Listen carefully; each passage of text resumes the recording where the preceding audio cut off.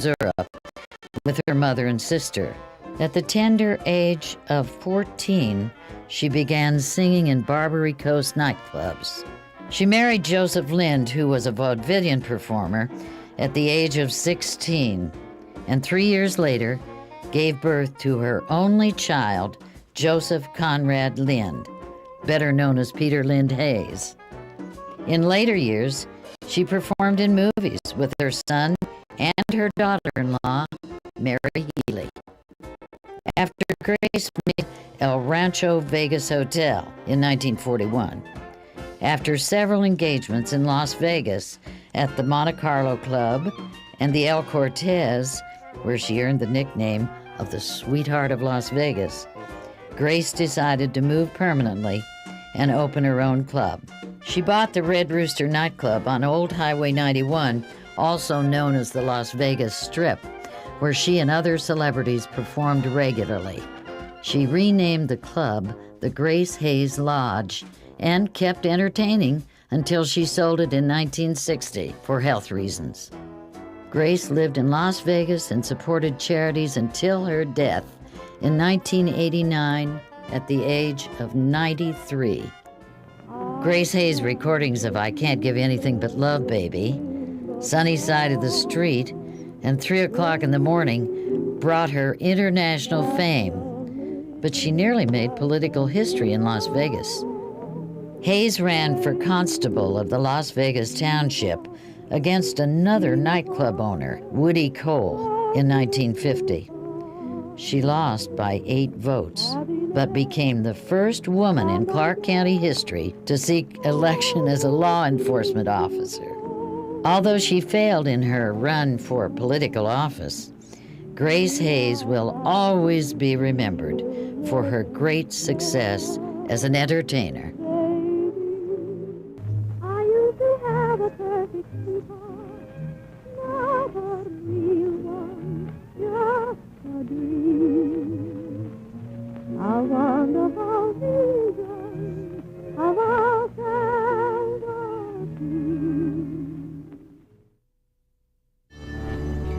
Our community, our home, Clark County, Nevada. Thanks for watching Clark County Television.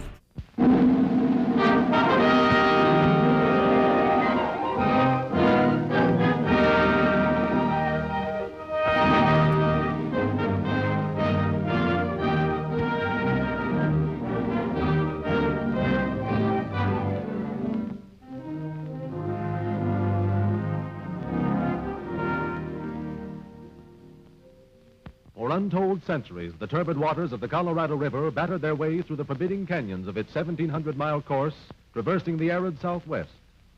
For the most part, little known except to the native Indians and a few parties of intrepid explorers. Draining a vast region of mountain and desert, entering 7 of the largest western states, it poured its waters southward into the Gulf of California, carrying into its delta a tremendous volume of silt, and periodically overflowing the prosperous towns and rich agricultural districts near its mouth with devastating floods. From the time of its discovery, it remained a challenge to engineers who sought to control it, until the enactment in 1928 of the Boulder Canyon Project Act, authorizing the construction of Boulder Dam. In Black Canyon, where the Colorado River forms the boundary between Nevada and Arizona, in the very heart of the great desert of the Southwest, the United States Department of the Interior, through its Bureau of Reclamation, was directed to proceed with the construction of this mightiest of dams. Highways were pushed across the desert. Railroad lines thrust their ribbons of steel through the sagebrush and cactus, and transmission lines for construction power were brought hundreds of miles across the heat-stricken wastelands of the southern Nevada desert. Every section of the country was called upon to contribute to the staggering quantity and wide diversity of materials required. Thousands of tons of steel, millions of barrels of cement, machinery, gasoline and oil by the thousands of gallons, tools, building materials, all these and much more were concentrated at the site of operations in an endless stream. The engineering forces completed their surveys, working under the most hazardous conditions, and every state in the Union furnished its quota of laborers and artisans. In what had once been an uninhabited, waterless desert, Supporting only a sparse, inhospitable growth of chaparral and cactus, the beautiful little town of Boulder City was built within the short space of 15 months to house the army of 5,000 men to be employed. Here was no construction camp such as was known in the early days of the West. Instead, Boulder City was developed as a model town, furnishing every facility and convenience to its inhabitants. The buildings housing the offices of the Bureau of Reclamation and the Civic Administration, which operated directly under the federal government, were set in the midst of pleasant parks, which were welcome havens of rest after the day's labors in a country where the summer temperature often reaches 125 degrees above zero. In the business section of the town, arcades formed a protection against the tropic sun. Lovely flower gardens bloomed in marked contrast with the surrounding desert. Lining street after street, the white cottages of the married workmen recalled to mind the military camps of 1918, while single men were housed in air-cooled dormitories, each accommodating 176 occupants. Under conditions which would have gained the wholehearted approval of any modern housewife, tons of food were prepared and served daily in the sanitary, electrically equipped kitchens. A corps of cooks and waiters was able to feed as many as 1,300 men at one setting of the tables. As Boulder City was about 7 miles distant from the dam site, it was necessary to provide transportation for the workmen to and from the job. This was accomplished by a fleet of passenger motor trucks, some of them carrying as many as 160 men. A 24-hour day was divided into 3 shifts of 8 hours each for all classes of labor. The 4th of July, Labor Day, and Christmas were the only holidays observed. Once the rapid tempo of the ambitious construction schedule was established and underway toward the marking of a record-breaking achievement in American engineering history.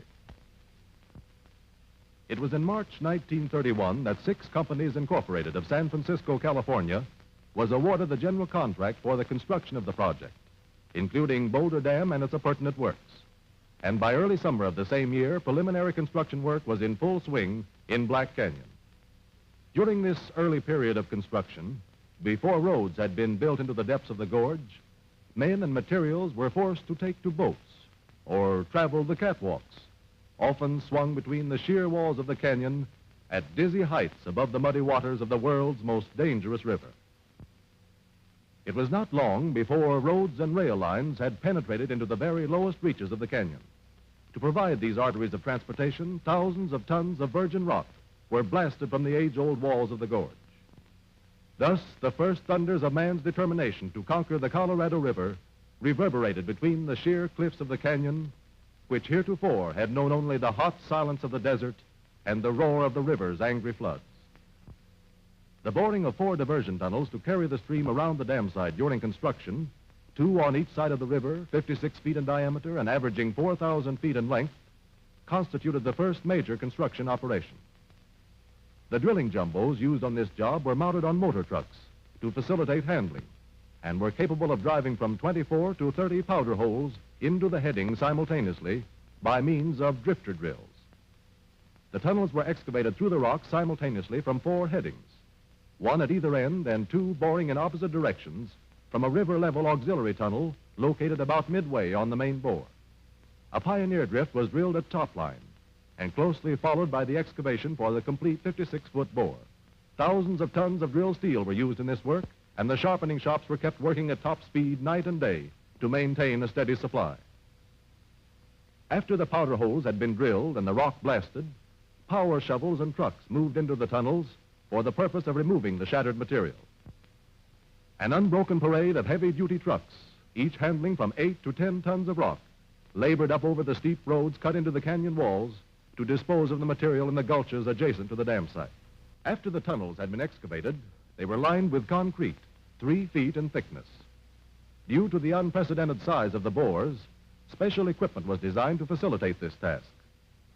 The tunnels were lined in segmental sections, the invert or base being the first in which the concrete was placed.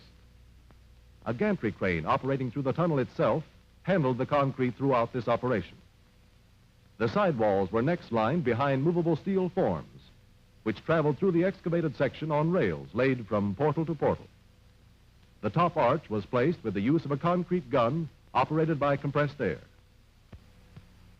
The first step in preparing for the blast was the drilling of powder holes into the rock of the canyon wall.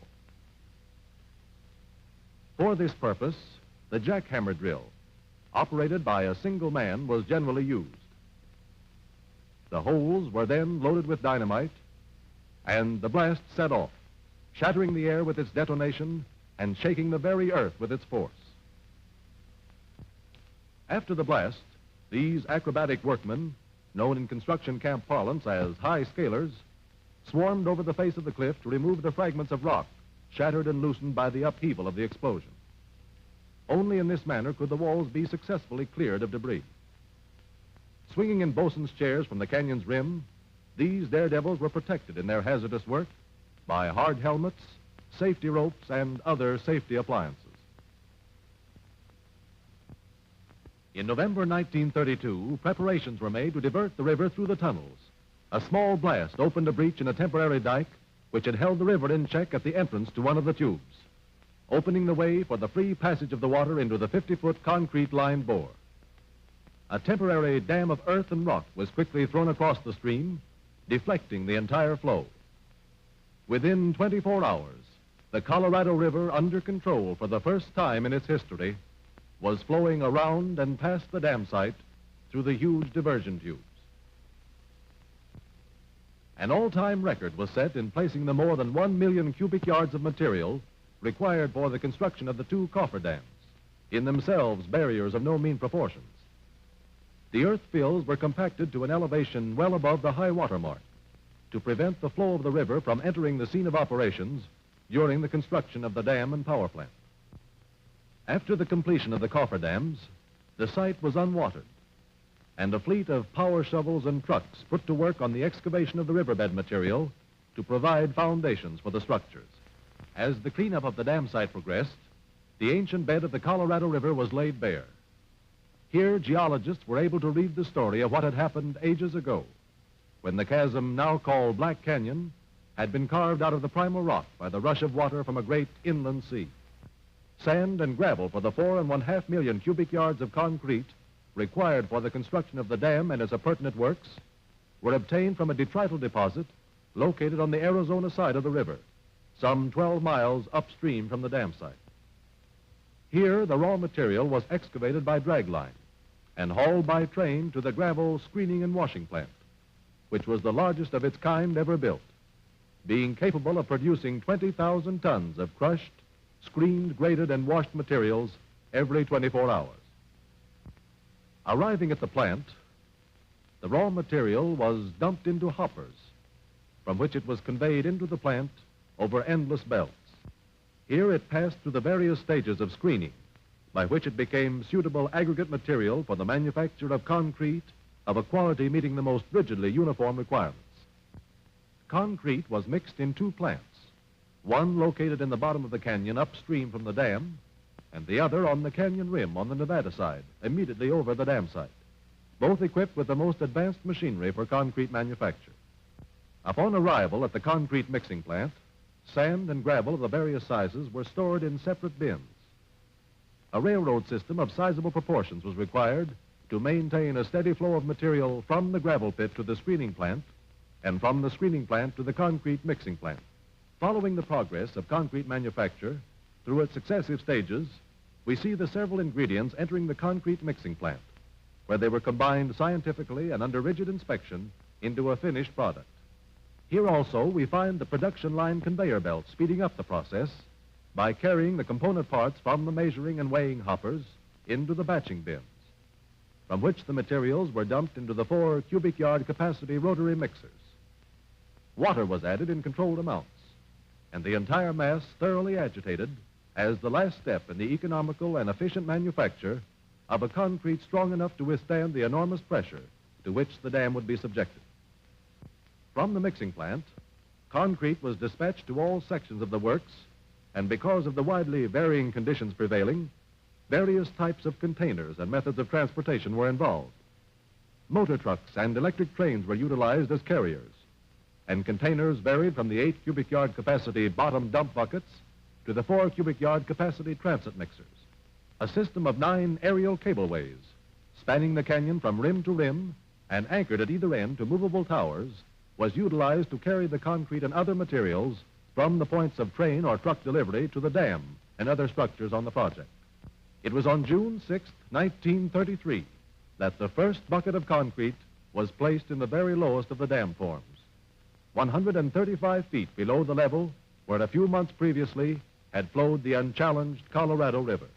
As bucket after bucket of concrete was dumped into the forms, the plan of the structure became apparent and soon extended along its full 660 feet dimension of thickness at the base.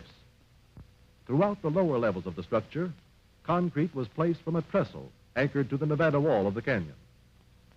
The concrete was poured in keyed or interlocking columns, the design of which became more noticeable as the 5-foot layers or lifts in which the concrete was placed rose from level to level. As the work of placing progressed, the crews became expert in the handling of the equipment, and record-breaking daily pours were made, only to be surpassed by later achievements on this same structure. Concrete was compacted into the forms by mechanical vibration, the application of which ensured dense compression against adjacent surfaces. Workmen were carried from the canyon rim to the dam forms by way of the inclined skidway, or monkey slide as it was called, which operated through the Nevada abutment excavation. Boulder Dam laborers represented a fair cross-section of the American working class, and many stayed on the job during the entire period of construction. With an ambitious progress schedule to meet, and with work going forward under all conditions at all seasons of the year without cessation, rain or shine, both day and night, within a year, less 4 days, 2 million of the 3 1/4 million cubic yards of the dam's total volume had been placed in the forms, and Boulder Dam had risen to an impressive height, already having taken its place as one of the wonders of the West and a tourist attraction of prime importance.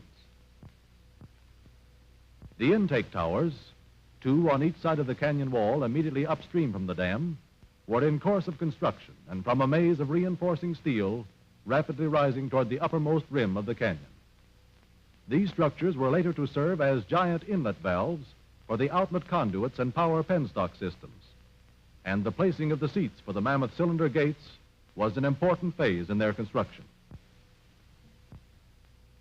Located at the ultimate high water storage level of the reservoir, the 2 spillways designed to act as overflow controls in the open bypass system were located one on each side of the river, upstream from the dam and within the reservoir area. Work on their construction progressed simultaneously with that of the dam itself. One of the most interesting and spectacular phases of the work was the fabrication and installation of the huge steel penstock pipes, forming the conduits for the power and pressure outlet systems. The plates entering into the manufacture of the 30-foot diameter penstock pipe were fabricated through the initial steps of manufacture in 11-foot widths. These plates were 2 3/4 inches in thickness and were rolled into circular form by being passed through 40-inch vertical rolls until the desired degree of curvature had been obtained. One such plate represented a segment equal to 1/3 of the complete circumference of a finished pipe. Having been rolled to the correct degree of curvature, the 3 curved plates were joined to form a single ring, 30 feet in diameter and 11 feet long. 2 such rings were then joined end to end to form a shop unit 22 feet long.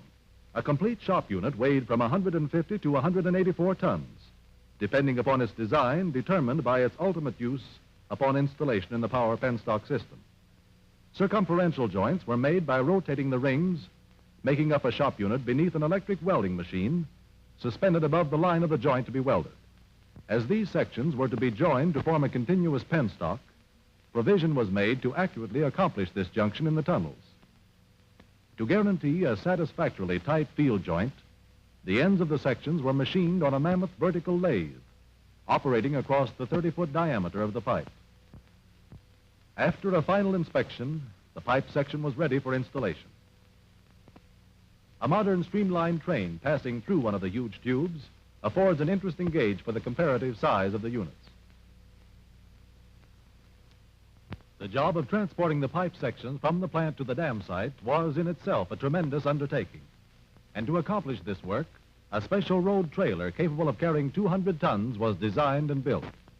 Caterpillar tractors furnished the motive power, as the trailer itself was not equipped with the means of locomotion. Upon arrival at the canyon rim, Directly over the dam site, the unit was maneuvered into position for lowering into the canyon. To perform this task and to handle other heavy equipment, a permanent 200-ton capacity cableway had been swung over the gorge, its 6 3.5-inch track cables securely anchored into the rock of the canyon wall. The cableway was manipulated from a control tower overhanging the canyon, from which the operator commanded a full view of all its movements. The heavy hoisting machinery, controlled by synchronized motors, was the largest and most powerful of its kind ever built, as were also the track cables themselves, which spanned the canyon a distance of 1,256 feet at an elevation of 700 feet above the river from the head tower located on the Nevada side. Over the track cables traveled the carriage through which the hoisting and traveling cables were played. A specially designed heavy-duty rig, which became known to the workmen as the moonbeam, because of its peculiar shape and from which the pipe sections were suspended, was used in lowering the huge tubes into the low levels of the canyon while cradled in a sling of heavy steel cable. After all lashings were secure, the pipe section was lifted from the trailer to begin its slow and carefully controlled movement over the cableway, riding from the rim out into space, suspended 700 feet above its ultimate position. When the cable carriage with its tremendous weight of steel had been maneuvered into location over the intended landing far below, the hoisting cables were slowly played out and the pipe lowered under absolute control into the canyon.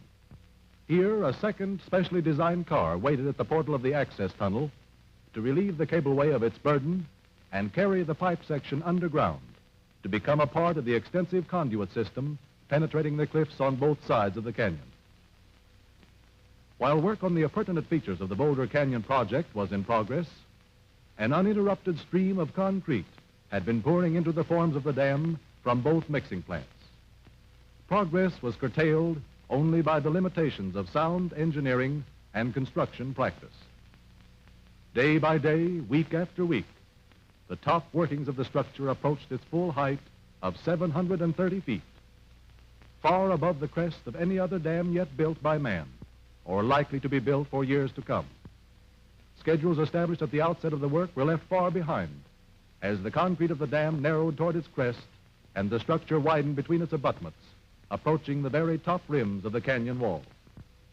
In June 1935, the dam structure itself stood completed, 2.5 years in advance of the time originally designated. In September of the same year, President Franklin Delano Roosevelt, voicing high praise for both designers and builders, dedicated Boulder Dam to the progress of the nation. As final construction work was completed, the impressive beauty of the structure became apparent. The roadway traversing its 1,300-foot crest forms a magnificent link in a transcontinental highway.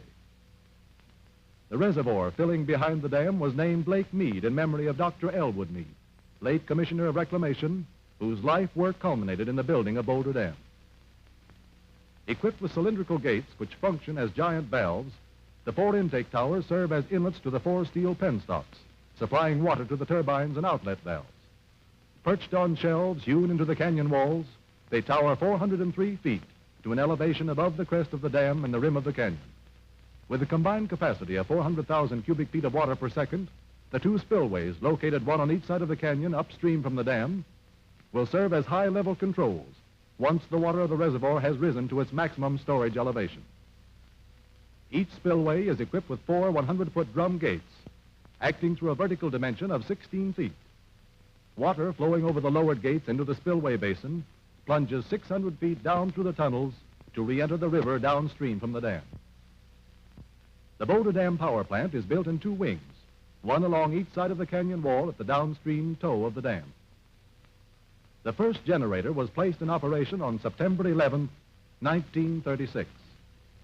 Equipped with 17 generating units, with capacities ranging from 40,000 to 82,500 kilovolt amperes, this, the world's largest power plant, is capable of generating 1,835,000 horsepower of electrical energy when operating at its rated capacity.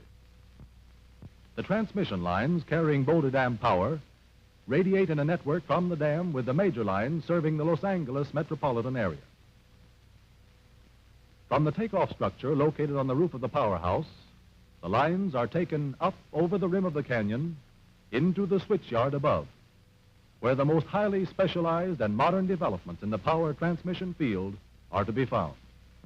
From the switchyard, the lines travel out across the desert, bringing light to the homes and cities and power to the factories of the great Southwest. From Parker Dam, 150 miles to the south, the Colorado River Aqueduct supplies the city of Los Angeles with a domestic and industrial water supply. While from the Imperial Dam, 300 miles to the south, the All-American Canal diverts water from the Colorado River into the rich agricultural districts of the Imperial Valley. And so Boulder Dam stands today, a modern colossus, shouldering the rock-ribbed walls of Black Canyon, stemming and controlling the floods, and bending the will of a hitherto ungovernable stream, the Colorado River, to perform the fruitful tasks of a civilization rapidly invading the limits of its last frontier.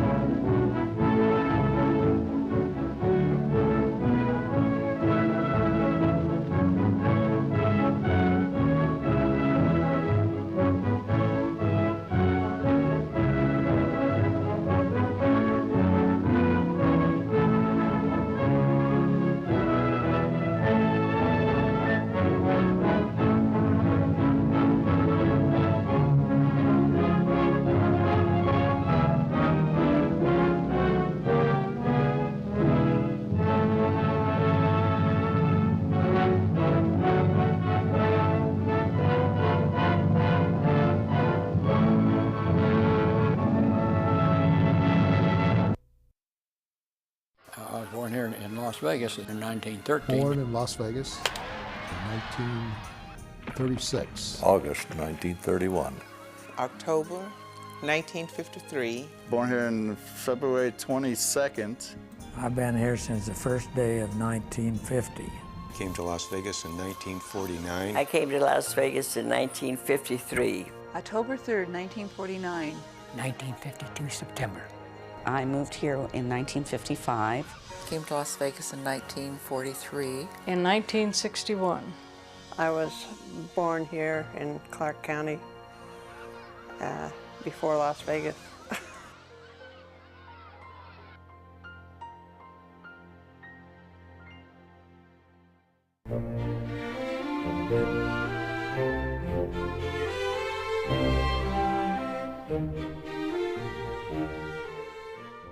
There's kind of this feeling, well, there is no history. Every decade builds its own history.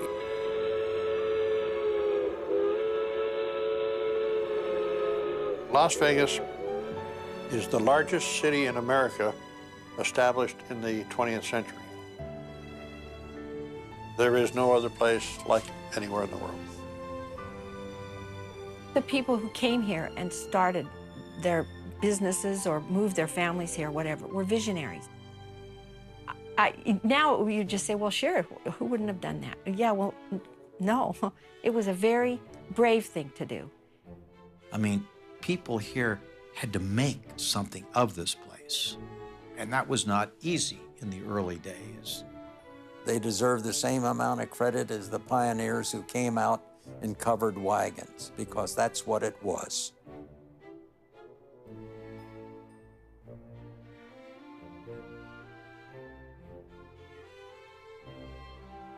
When you connect to the water, you connect to the basic story of why anybody comes to this valley. You can't imagine Las Vegas in those days. It was the end of the world. That's exactly the way I felt, because there was really nothing here then. Nobody knew anybody else. They were all newcomers. My great-grandfather was the first doctor in this town in 1904. And I remember looking down Fremont Street. There was only 2 electric light bulbs, and I was scared to death. There were no paved highways or anything that we could get here on. There was nothing within 300 miles of Las Vegas. The only way to get from Nevada to Arizona at that point was on Dad's ferries.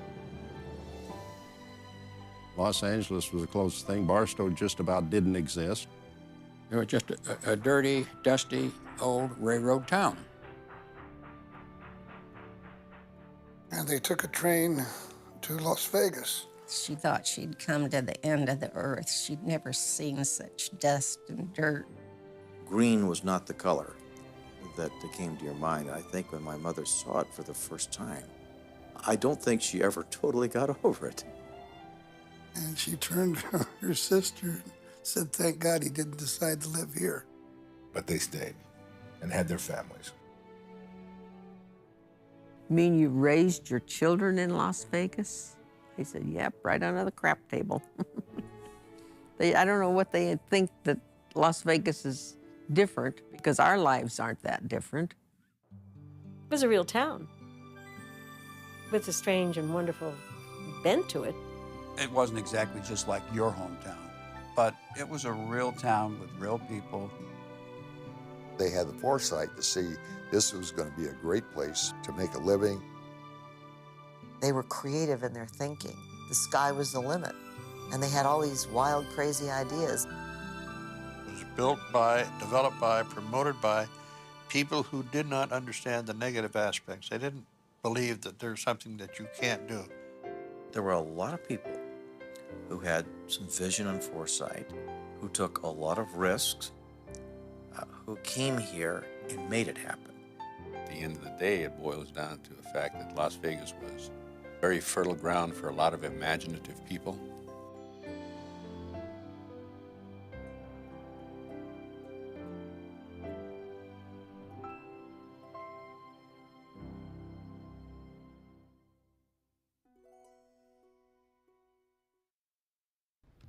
There's a shelter pet who wants to meet you.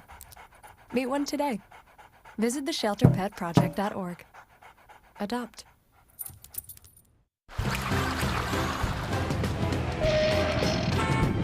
Let's go, come on! Don't you do it. It's just a little water in the road. The light is green, there's places to go. It's just a little water in the road. The flash flood grows, how deep, who knows? The other cars made it. Watch and learn, let me show you how it goes. Loco! Ooh la la! Yep. Our community, our home, Clark County, Nevada. Thanks for watching Clark County Television, the best access to your local government. Water. Without it, life as we know it would cease to exist. No one understands this better than those who live in the desert. Southern Nevada's water supply originates in the Rocky Mountains. Snowmelt drains into the mighty Colorado River, which winds its way through the southwest states to Mexico. Along its course, a series of dams and reservoirs manage the river's flow, delivering water for nearly 35 million people and more than 5 million acres of irrigated cropland. Many communities are dependent upon the life-giving waters of the Colorado River, but none more so than the city of Las Vegas. Las Vegas is located in the Mojave Desert. Without a reliable water supply, Las Vegas simply can't exist, so there's nothing more important than being able to guarantee that. Nearly 90% of the Las Vegas water supply comes from Lake Mead Reservoir, fed by the Colorado River. But Lake Mead's water level has been dropping, putting Southern Nevada's water system at risk. Since 1999, the Rocky Mountains has been going through a very severe drought. We've always known that droughts are part of the natural cycle. What's most concerning about the current situation is that we're seeing a natural drought combined with the beginning of climate change.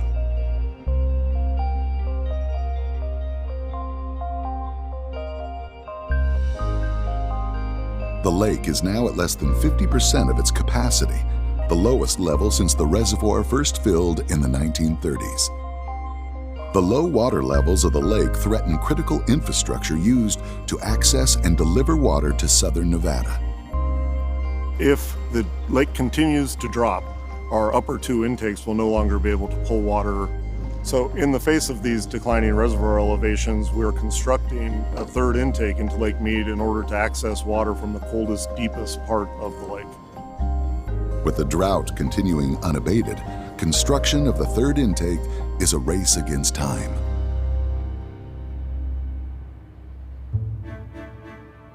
I feel pretty honored to be down there, you know. It's not easy work, you know, but by the end of the day, you feel like you've accomplished something, and you know, a little sweat never hurt nobody.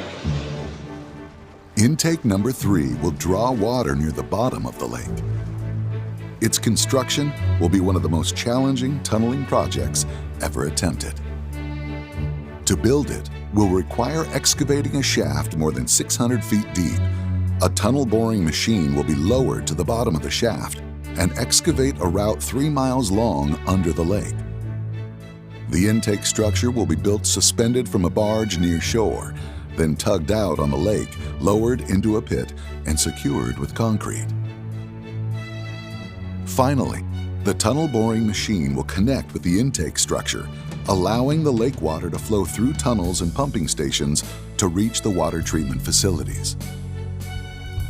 Each phase of the project is a daunting challenge, made all the more difficult by the intense pressure working so deep underground and below Lake Mead. The tunnel boring machine will face up to 15 atmospheres of water pressure, higher than any previous tunneling project has ever encountered. The geology of the area poses another great challenge. Unstable rock conditions riddled with faults act as conduits for water to travel into work areas. This concrete, this tremi-concrete, To overcome the obstacles of the harsh environment, it will take ingenuity and creative solutions. But it is the perseverance of crews working day and night over the course of 7 years that will lead the team to success. Working underground is dark, dirty, and wet. It takes an exceptional mindset to do this work. I like this kind of job. I love being underground. Drilling and shooting dynamite, TVMs. I like it. To excavate the shaft, workers apply a drill, blast, and muck technique. The first step is to drill long holes into the rock face. Workers then insert dynamite into the holes.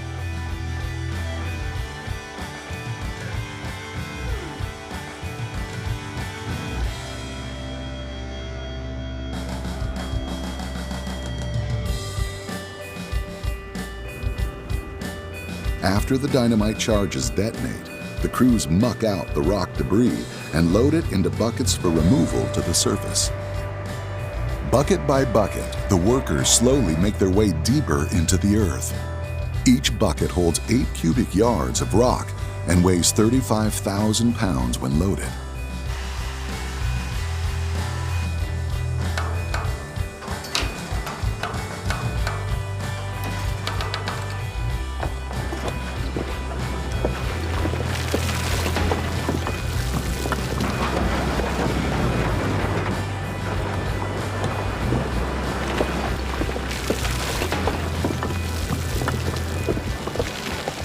Working day and night, it takes over a year to reach the full depth over 600 feet below ground.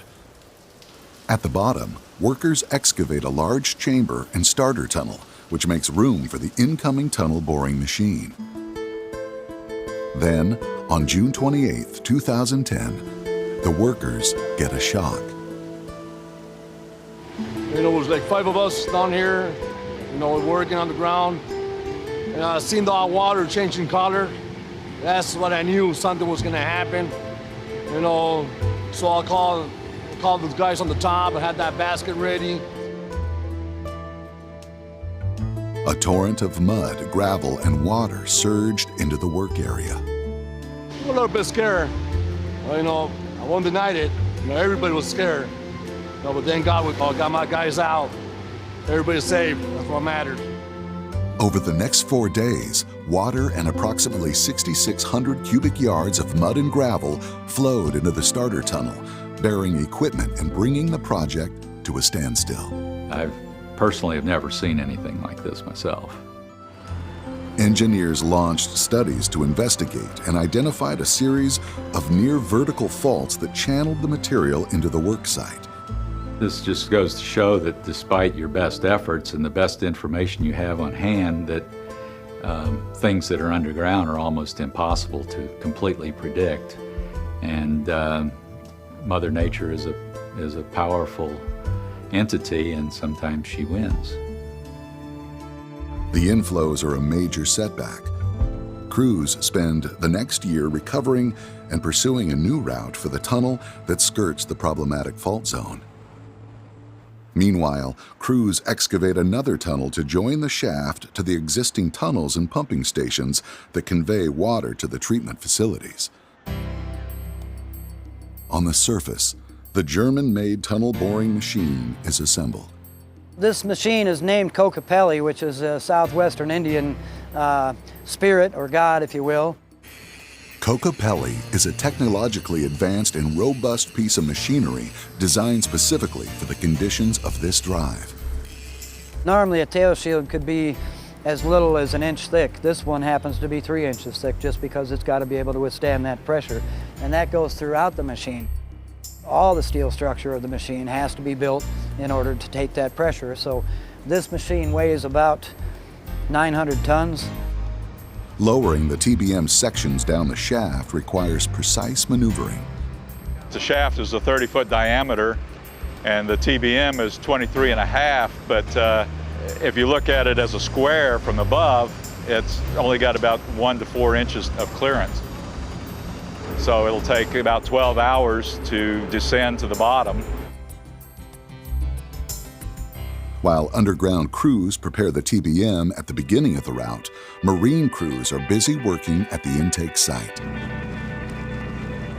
2 miles offshore, they are excavating a deep hole in the lakebed where the intake structure will be placed. Working out on the lake comes with its own set of trials. Part of the challenges that we face is the weather, the high winds, which also create 3 to 4 foot seas when it's 30-mile-an-hour winds like it is today. Marine crews have removed 14,000 cubic yards of overburden from the lakebed floor and are now blasting away the bedrock. Over the course of a year and a half, they will detonate 24,000 charges. Throughout the marine work, a remotely operated vehicle acts as the eyes of the crew working above. The ROV makes it possible to avoid dangerous deep-water dives during the intake operations. It's basically a camera platform that we can fly around and observe what's going on. It has a small manipulator on it that allows us to do a certain amount of operations with it. Today, that comes in handy. Okay, get ready to drop the charges. Going to be checking the detonation cords and make sure that they're all connected, that nothing came loose while we were coming down. Whoops. A detonation line of one of the charges has become caught on an edge of the transport frame. If the ROV can unhook it, the crew will save hours. This should go pretty easy. Mike, is it wrapped around it or just hung up on the little lip? Okay, it should be clear. Let me creep up it a little bit. You ready? Fire in the hole!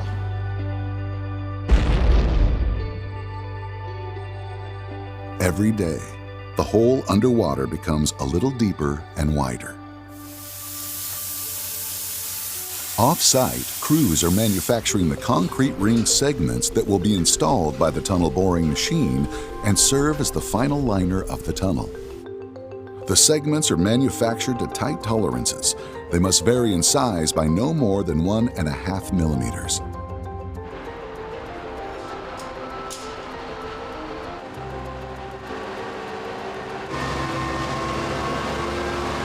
The precise size of the segments is crucial to the performance of the tunnel, as the rings must fit together and create a watertight seal that is strong enough to withstand the intense hydrostatic pressure.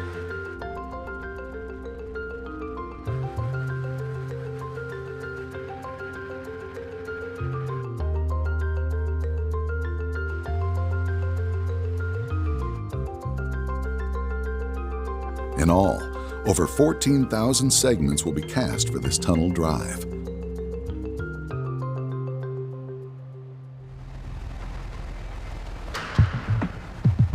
"600 feet underground, the TBM Kokopelli has begun mining. The concrete ring segments will make up the tunnel liner, installed within the protective shield of the machine. When ground conditions are favorable, meaning the rock formation is cohesive and groundwater minimal, the machine will mine in open mode. The material is carried through the machine by a screw conveyor and deposited on a conveyor belt to transport it through the tunnel. When ground conditions are poor and groundwater is flowing at high volumes, the TBM can switch into a closed or slurry mode. In closed mode, bentonite slurry is pumped to the face of the machine, and the excavated material mixes with the slurry and is pumped back to the surface where the bentonite is extracted and reused. Every 6 feet, the TBM stops and crews work to install another concrete ring.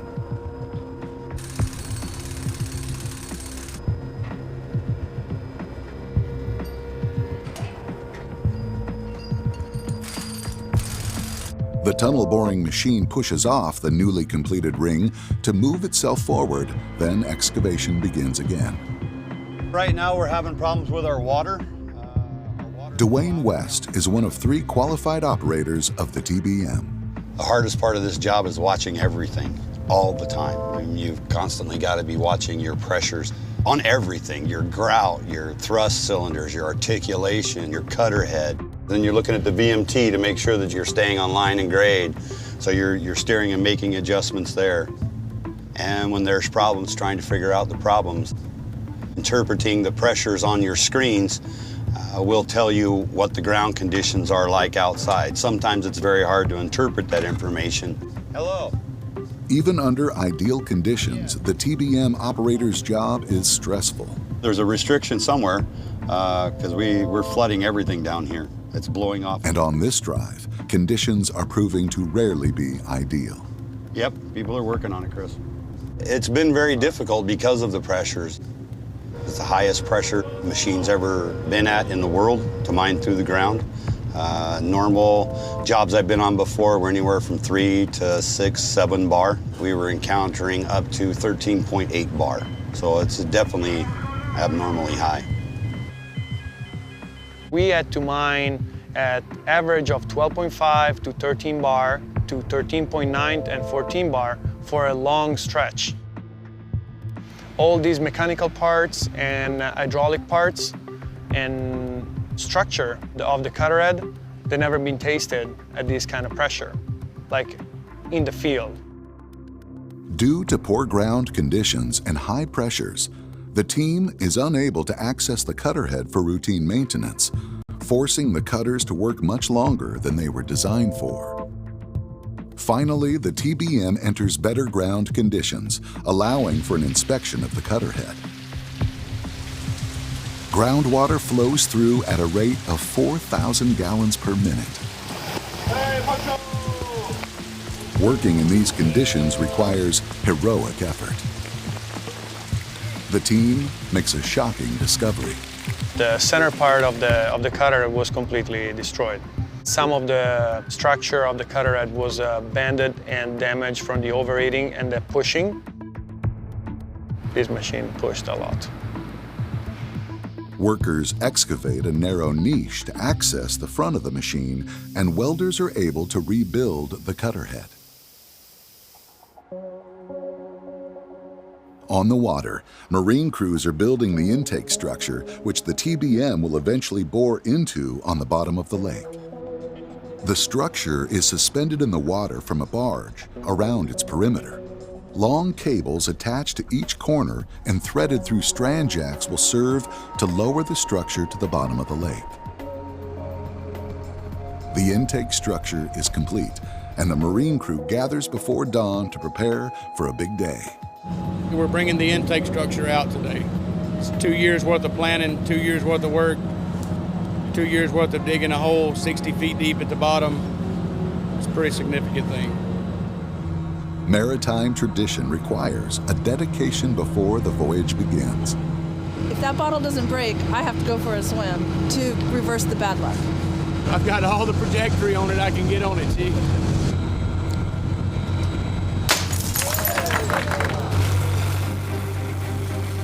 The anchors are cut, and it's time to push off. At more than 90 feet tall and 1,400 tons, moving the structure in the lake presents quite a challenge. All eyes are on the weather. The barge is a big sail, and the wind will push you off course. And if it pushes you off course, then you run a risk of running aground.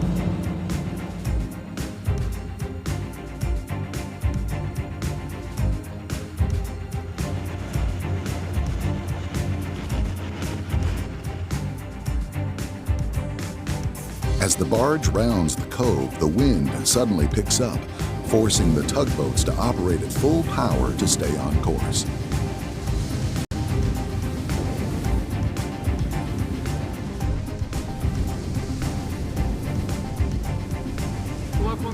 Despite the wind, the intake structure safely makes its way to meet up with the crane barge on the lake.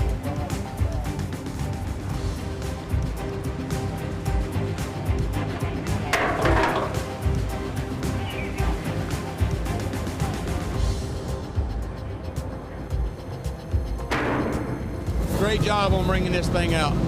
Wasn't exactly the best conditions, and y'all did a great job on it. The intake structure begins its slow descent to the bottom of the lake.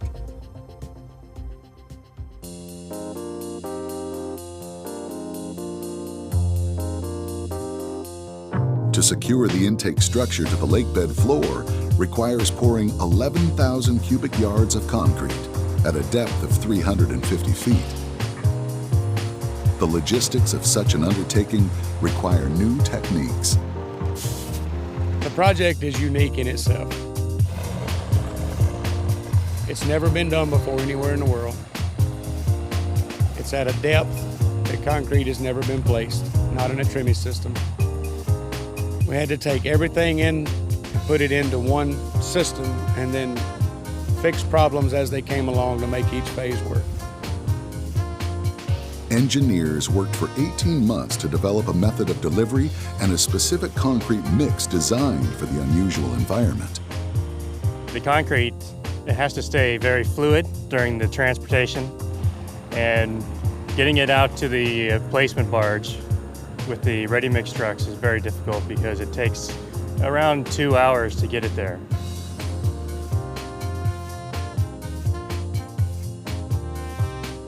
So after the 2 hours, the concrete has to be workable so that it will flow down the 350-foot tremie pipe.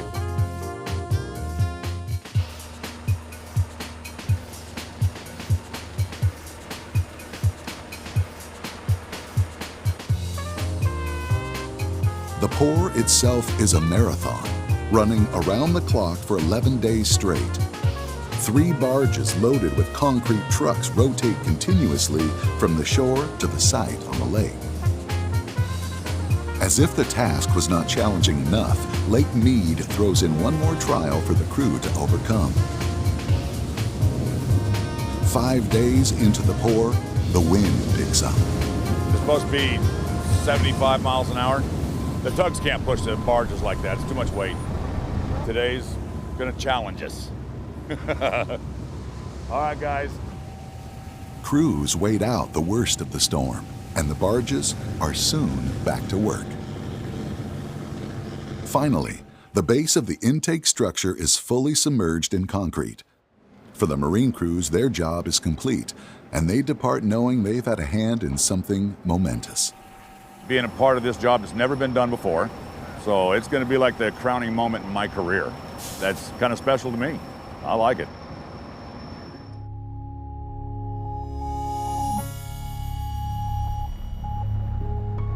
After 3 years of tunneling, the TBM Kokopelli is approaching the end of her journey. Took so long. We're right in the end now. All right, good morning, guys. Right now we are halfway through push 24-25. When we hit ring 24-27 is when we should be pushing through the intake structure. Very close, very close. All right, guys, let's go. Let's do this. The hole through has been a long time coming.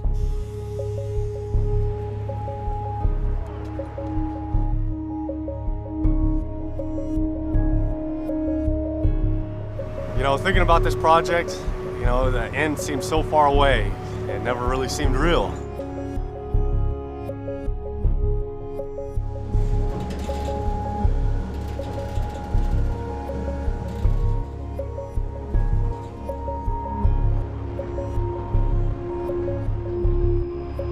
The crew below advances the TBM at a cautious, slow pace. We'll pull a couple up and lay them back up there so we look at them. Above and below ground, on land and from the water, all eyes are watching for signs. At the separation plant, pieces of fiberglass rebar prove that the TBM is boring through the soft eye of the intake structure.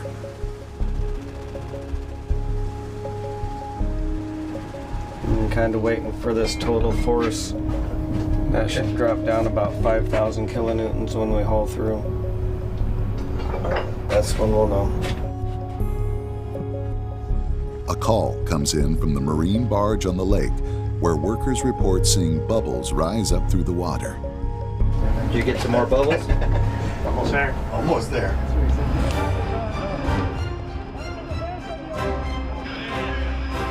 At last, there is no denying. That's it right there. The TBM has holed through into the intake structure. Yes, sir, we're broke through. It's a done deal.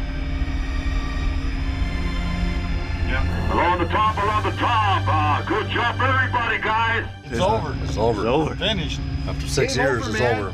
Okay, Game over. It's over. Long time coming, but it's done. Yeah, good job. Good job, everybody. Very proud of what they've accomplished. After all the hard obstacles that we had on this job over the years, people that work together to get it up, to get it done. Because without them, we would go no place. Feels great. Feels real good.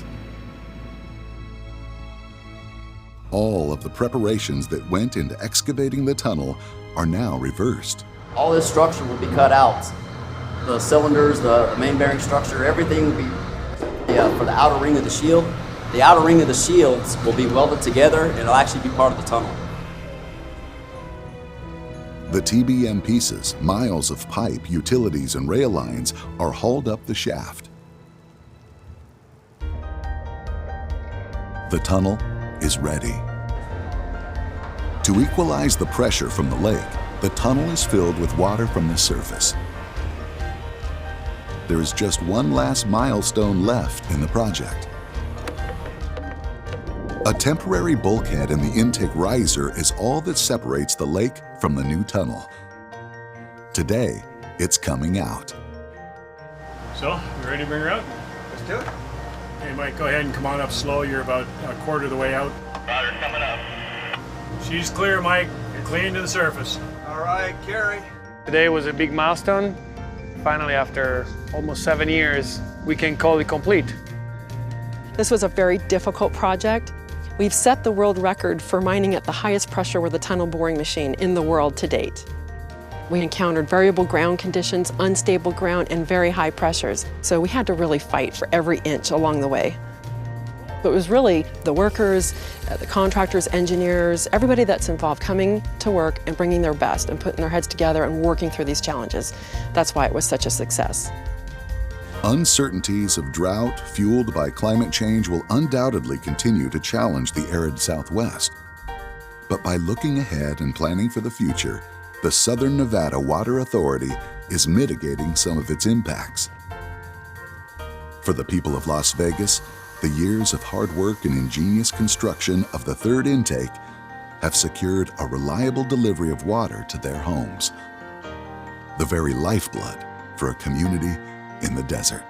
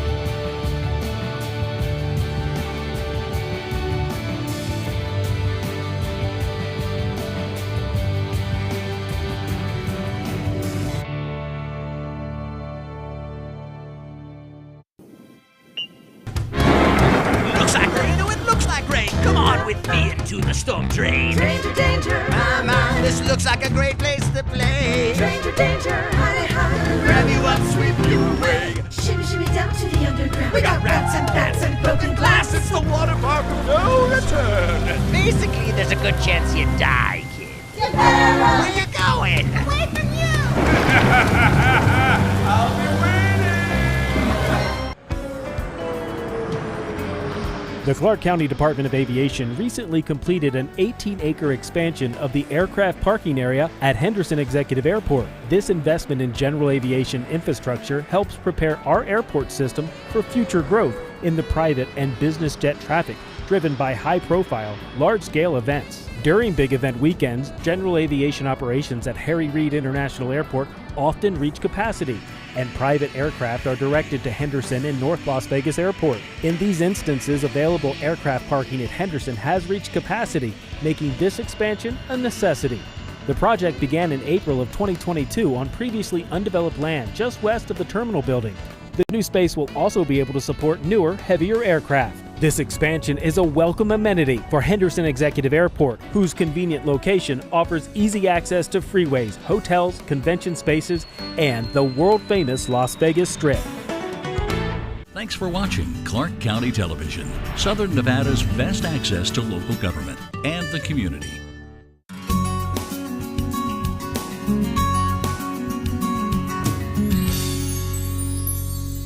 Bonjour, welcome to Cultures of Las Vegas. I'm Chloe Beardsley with News 3 and the CW Las Vegas. This month we're featuring the French, and we picked July because July 14th is La Fête Nationale, a large celebration throughout France. And we have a special lineup of ladies and gentlemen who live right here in Southern Nevada, and we're so excited to share with you some of the best French food, ways to get connected within the French community, and also explore some local French businesses. Now, due to social distancing, we're kind of split up into groups, but we've got a lot of cool things to talk about with people's roots here in Clark County. And you can already see we're starting off with the ladies. Ladies first, of course, we've got Maggie with La Maison de Maggie, and we've also got Claudine Escobar-Durand from the Alliance Française. Woo! Personal story. So I spoke French. That was my very first language. I have forgotten everything. So if you guys say anything in French, I might miss it a little bit, so I apologize for that. But thank you so much for being here. I mean, it is so cool to kind of get back to your roots. I know a lot of people kind of like to do that, getting older. Tell me a little bit about each of your businesses that you're connected to. We'll start with Maggie. You have La Maison de Maggie, and that is a little French spot here in town. Tell me a little bit about, we've got the food in front of us. It is really hard to social distance from this plate. Tell me a little bit about what we have here and what else you serve in your store. So here you have croissant and pain au chocolat, what you call chocolate croissant. Yeah, it's at like Starbucks. You're like, oh, can I get one of those? But it sounds so much cooler when you say it in French, right? Yeah, well, so this is what it was easy for me to bring here, because all the crepes and galette and croque monsieur, everything else I'm making is like more hard to bring in the studio and wait for it. So croque monsieur, anyone who's listening, if you're planning on taking a trip to France, that is a treat you're going to have to check out. Explain a little bit, what is a croque monsieur? And I mean, that's just a winning thing to eat. Yeah, that's the easiest way to explain for you. It's like a grilled cheese with ham. And if you add eggs on top, it's a croque madame. It's simple, but simply amazing, and it's just the right French touch. And speaking of French touch, if you want to get connected within the French community, we have Claudine here. And tell me a little bit about the Alliance Française. That is a cultural group. You guys do a lot of things, classes. Give me a rundown of some of the things that you provide. So the Alliance Française is part of a world network of Alliance. We have more than 800 chapters worldwide, and here in the US there are more than 100 chapters. So in Las Vegas we teach adults, teenagers, and children. We have group lessons, private lessons, so people can learn French in a fun way. Our students become social actors in French. You are not just learning verbs, but really you're going to be able to interact in French with French people or when you travel. And we are also a cultural center. We have a lot of activities related to the culture. We have our French breakfast twice a month, and also French movie night with UNLV. And we also do for the little ones French story time once a month. And right now we are transitioning to online activities and online lessons because of the pandemic, but we hope to be back with our cultural activities as soon as possible. So a lot of people are talking about this as the new normal. You would say that in French as Retour à la normale. Perfect. So the return to normal, and it has been quite a transition for everyone here, not only in Southern Nevada, but across the world. But you guys have taken group gatherings and have translated that to online. How has that been? Well, as for everybody, the start was a little complicated, but right now our students are very happy with the online transition because modern tools allow us to really interact and do group activities even if we are distancing from each other. I also feel like we've become very social media savvy, especially lately, which is kind of great. We're very prepared for this kind of stuff.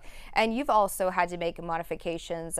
Tell me a little bit. You're open now for your business. I was always open. Yeah. Oh, you were always open? Yeah. Oh, wow. I did pick up delivery myself because I had time to do it, and curbside, and now I'm really open for dining, as normal. And how does that feel, kind of going through everything with? For me, exactly, it's like nothing happened. Really? Well, that's great. Yeah, really. It's everything back to normal, like you said.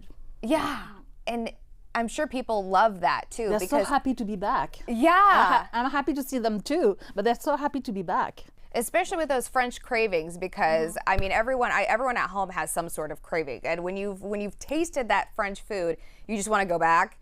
And you can't, I mean, look, we're staring at it. That's carbs and it's glorious. Yeah, I know, I smell it too. And if only we had smell-o-vision, then everyone at home could just see how delightful this is. Tell me a little bit about some of your specialty plates that you have at La Maison de Maggie. So besides the croque monsieur that you talked about, I'm doing also the crepes and the galette. Galette that's made with buckwheat, so that's savory crepe, and it's gluten-free. Oh, that's perfect. So for the gluten-free family out there, that is certainly something to keep in mind. We'll definitely have to check that out. We've gotten a lot of recommendations for your restaurant to check it out. And I mean, the smell itself is kind of selling it for me. So wonderful, wonderful there. As far as getting people to try new things, what are some things that you recommend on your menu? Usually people like the crepe Suzette. That's with alcohol, but the crepe is set up on fire, so people love it just for the design already. And it's very classic French crepe. And other than that, I'll do all the sandwiches with French baguette. Oh my gosh. Like the classic, ham, cheese, butter, and cornichon. That's the French pickle, cornichon. My mouth is like watering right now. Like, oh my gosh, that is so good. And you probably teach your students a lot about the French dining. Tell me a little bit about how that plays into the classes that you do. Well, that place is like a lot of fromage, fromage. cheese. That's cheese. In our classes. So usually during class, people, especially on Saturdays, all our students bring pain au chocolat, croissant, baguette, and they just enjoy while they are eating and studying French. And so we have the French breakfast. And all our teaching is focused on culture. So for each unit, we teach them how does it reflects on culture.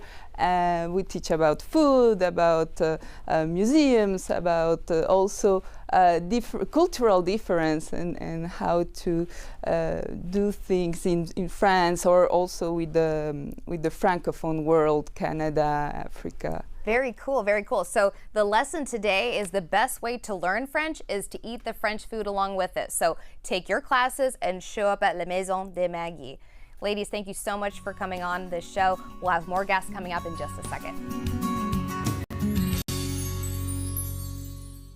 Before the masks, before the distancing, before the world changed, UMC was ready. Our response to COVID-19 began before the crisis did, with our own team of infectious disease experts who've spent their careers planning for this moment. With a pandemic response plan, we'd practiced again and again, and by blazing new trails in large-scale testing, including every patient we admit. Always ready. UMC.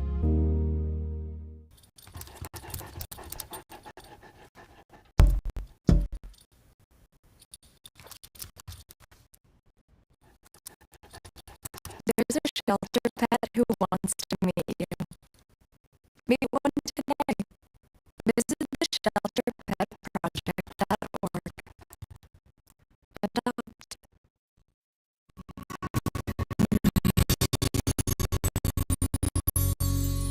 Welcome back to Cultures of Las Vegas. This episode is about the French. I'm Chloe Beardsley, and we have wiped down the seats. You're spaced out, social distance, and ready to go. Two new guests here for this next segment. We've got Sebastian, Honorary Consul of France for Southern Nevada and Las Vegas. Tell me a little bit about what you do right here in Las Vegas. So basically, I'm the official representative of the French government here in Las Vegas, and I take care of like administrative stuff related to the French government for French citizens that are here in town, either locals or tourists. Perfect. And I also have another guest, and you're the co-founder of Exotics Racing. That already sounds exciting. Tell me a little bit about what you do. Exotics Racing is a driving experience up at the Las Vegas Motor Speedway, where we welcome guests to drive some of the most exciting cars in the world. If you're already Lamborghinis, Porsches, and McLarens, and you benefit from instruction from professionals, and we try to give you the best time of your life. Perfect. And is it new cars? Is it old cars? Or It is the latest and greatest models of all these manufacturers. We always try to get the newer models, so it also generates more interest from customers that want to come back to drive the latest model available. We don't do classic cars, I love them, but it's a lot more difficult to pair. So we've new stuff to you, talking about classic and talking about history. Tell me a little bit about the timeline of French influence right here in Southern Nevada. Well, what's funny is that it even started before Las Vegas was incorporated. Whoa! So you have, for example, I'm sure you know about Fremont Street. Yeah, I've made it there. So that was called Fremont Street because of John Paul.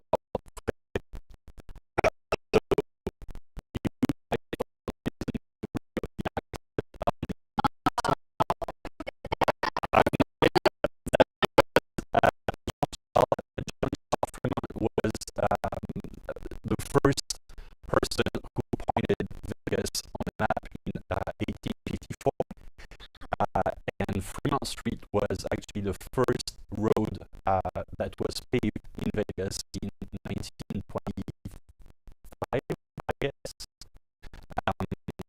that's kind of interesting. And East Ladder was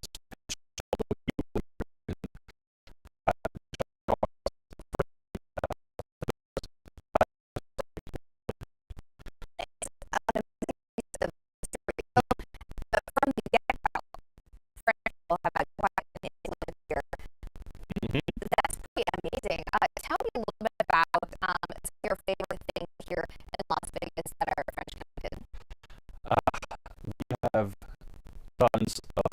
using restaurants that are even better than the ones that we have in France.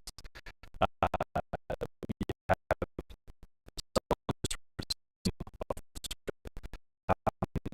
and they're all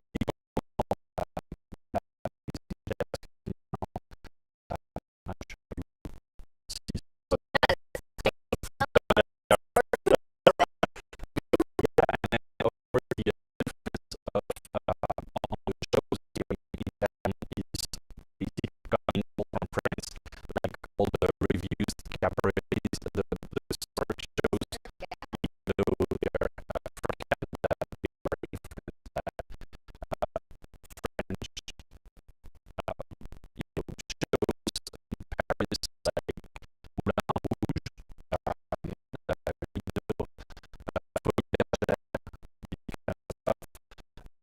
most quite French singers had a residency here in town way before the and although like if you have a careful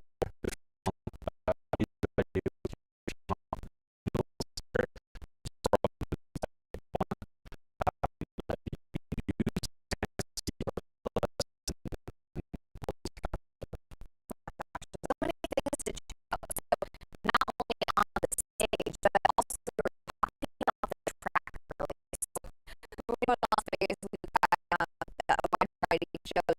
But specifically for kids, you have some go-karting. Yeah, it's kind of new. I mean, it's about a year old now, but it's still new. The car being here for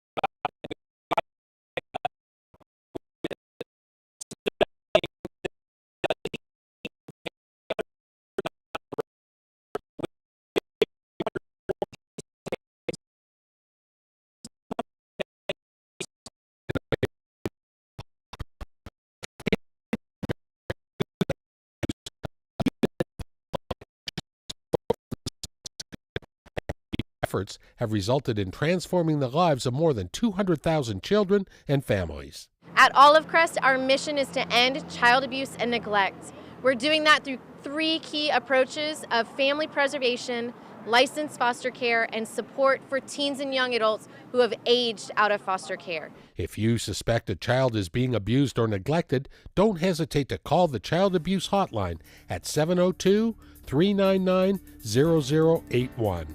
Or to assist Olive Crest in their mission of Strong Families, Safe Kids, visit their website at olivecrest.org.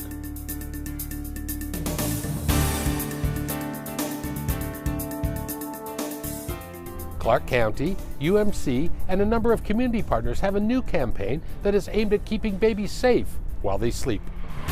Clark County's Department of Family Services is working with many community partners to unveil an important public safety campaign today: how to put your baby to sleep. Clark County's Department of Family Services, the American Academy of Pediatrics, University Medical Center, and a coalition of community partners are teaming up to protect our most vulnerable population against a danger you might not think of: sleeping. So in 2021, we responded to 24 co-sleep related deaths. In 2022, again, 24 co-sleep related deaths.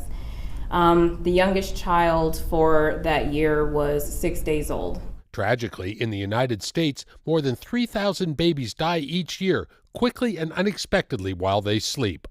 Most of these deaths are due to sudden infant death syndrome or accidental strangulation or suffocation, which often is a result of a baby co-sleeping or bed sharing with a parent. It's unsafe for parents to sleep with their newborns because there's a suffocation risk.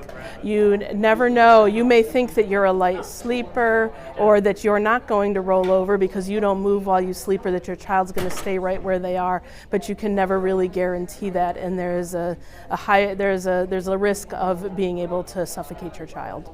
Safe Sleep is a new outreach campaign designed to keep the youngest among us protected while they slumber.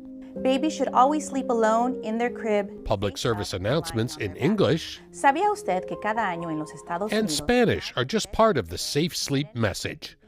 Clark County has designed a new webpage with additional resources for parents, and this side up is the message on 10,000 baby onesies, which are available free of charge. A baby is still safest sleeping flat on their back in a crib alone. The American Academy of Pediatrics has a public, strict stance on the best practice for a baby's sleep. And everyone in the medical field is adamant co-sleeping deaths are 100% preventable. And that includes blankets, toys, pillows, and other creature comforts for children and adults that could be a death hazard for a newborn. Every new parent will find that everyone around them has lots of advice, and while that advice is well-intentioned, the most important advice to take is from your medical provider, from your physician, from the American Pediatrics Association, from reliable sources that are giving the most current, most up-to-date, and most proven information for you to use. Baby's Bounty is a proud partner in Clark County's Safe Sleep initiative. This local organization offers boots-on-the-ground services, distributing free products for newborns and their mothers, including a weekly diaper bank. Baby's Bounty is a 15-year-old nonprofit working to improve health outcomes here in Nevada. By one of our programs is our Baby Bundle program, which provides all the supplies needed to care for a newborn for the first 6 months of life, including, most importantly, the crib, so a safe sleep environment. So we're super excited to be a part of this program and also to distribute the onesies, reminding parents to keep their children on their back, alone in a crib at all times. Clark County's Family Service Department is the agency that is tasked with the monumental role of keeping children safe. Parents can find more information about ensuring a safe sleep environment for their babies at clarkcountynv.gov/safe-sleep. Well, that's our show. For more information on anything you've seen on this program or anything relating to your county government, visit our website at clarkcountynv.gov. On behalf of all of us here at Clark County Television, I'm Randy Swallow. We'll see you again next time on Clark County Chronicles.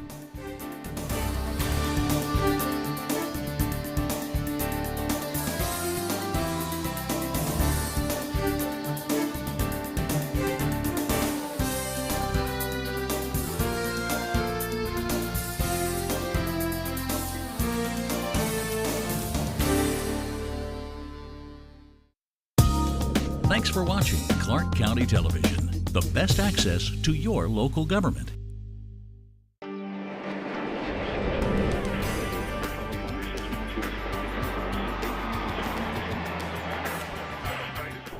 Welcome to Flight Path, an inside look at Las Vegas' own Harry Reid International Airport and the airports of the Clark County Aviation System. In this episode, we'll show you some new parking options at LAS, take you on a tour of expanded aircraft parking at Henderson Executive Airport, and offer up some handy travel tips. We'll also hear firsthand what it's like to do business at the airport from one of our own specialty retail entrepreneurs. All this and more coming up. Good news for travelers looking to park at Terminal 1. There are now more than 600 additional spaces available to the public. The spots are located on level 0 of the long-term garage. For those unfamiliar with the area, getting there can be a bit tricky. Here's how to find it. Follow the signs to long-term parking and pull into the garage. When you see the sign for more parking, stay on the same level and turn right, then left, following the exit signs. Turn left to enter the helix going down. Instead of exiting, veer to the right for zero-level parking. In addition to these newly available spaces, a new economy lot has just opened in time for the busy summer travel season. The lot is located adjacent to the Terminal 1 garage and increases parking capacity by more than 1,000 spaces. Follow the signs to get there. Grab your bags, lock your car, and get ready to take off. The Clark County Department of Aviation recently completed an 18-acre expansion of the aircraft parking area at Henderson Executive Airport. This investment in general aviation infrastructure helps prepare our airport system for future growth in the private and business jet traffic, driven by high-profile, large-scale events. During big event weekends, general aviation operations at Harry Reid International Airport often reach capacity, and private aircraft are directed to Henderson in North Las Vegas Airport. In these instances, available aircraft parking at Henderson has reached capacity, making this expansion a necessity. The airport's convenient location offers easy access to freeways, hotels, convention spaces, and the Strip.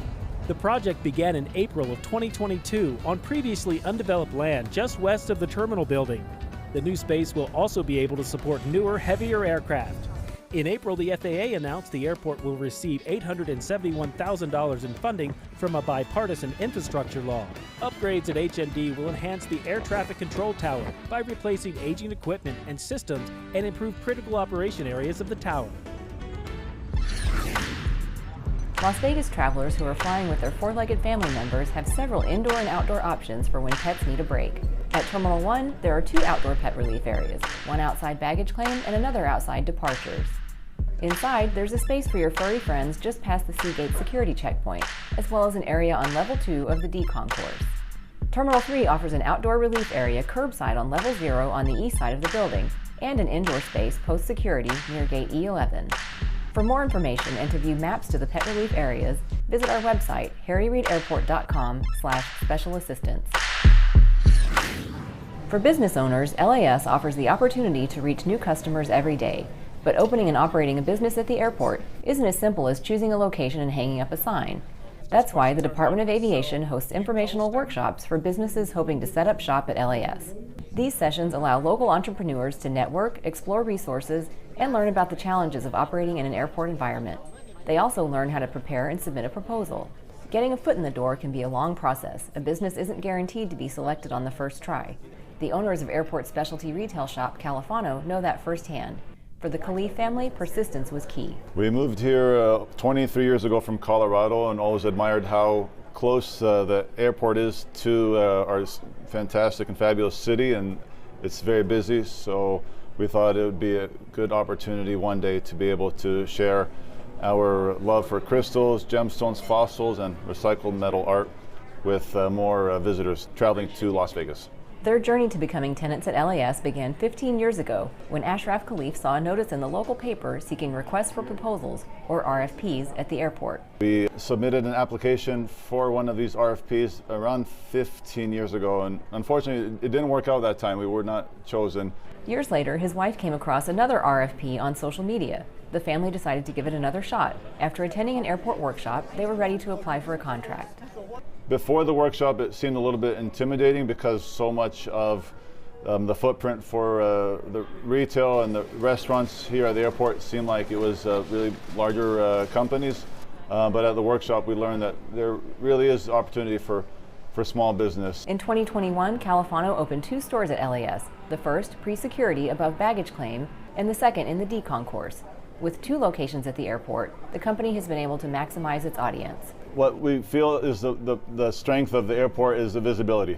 We have more exposure here than we can have anywhere else. What we noticed after we opened our airport location, we've seen more traffic on our websites. And while the exposure at LAS has been good for business, there are unique challenges to operating at the airport. The hours are long. We open from 6 a.m.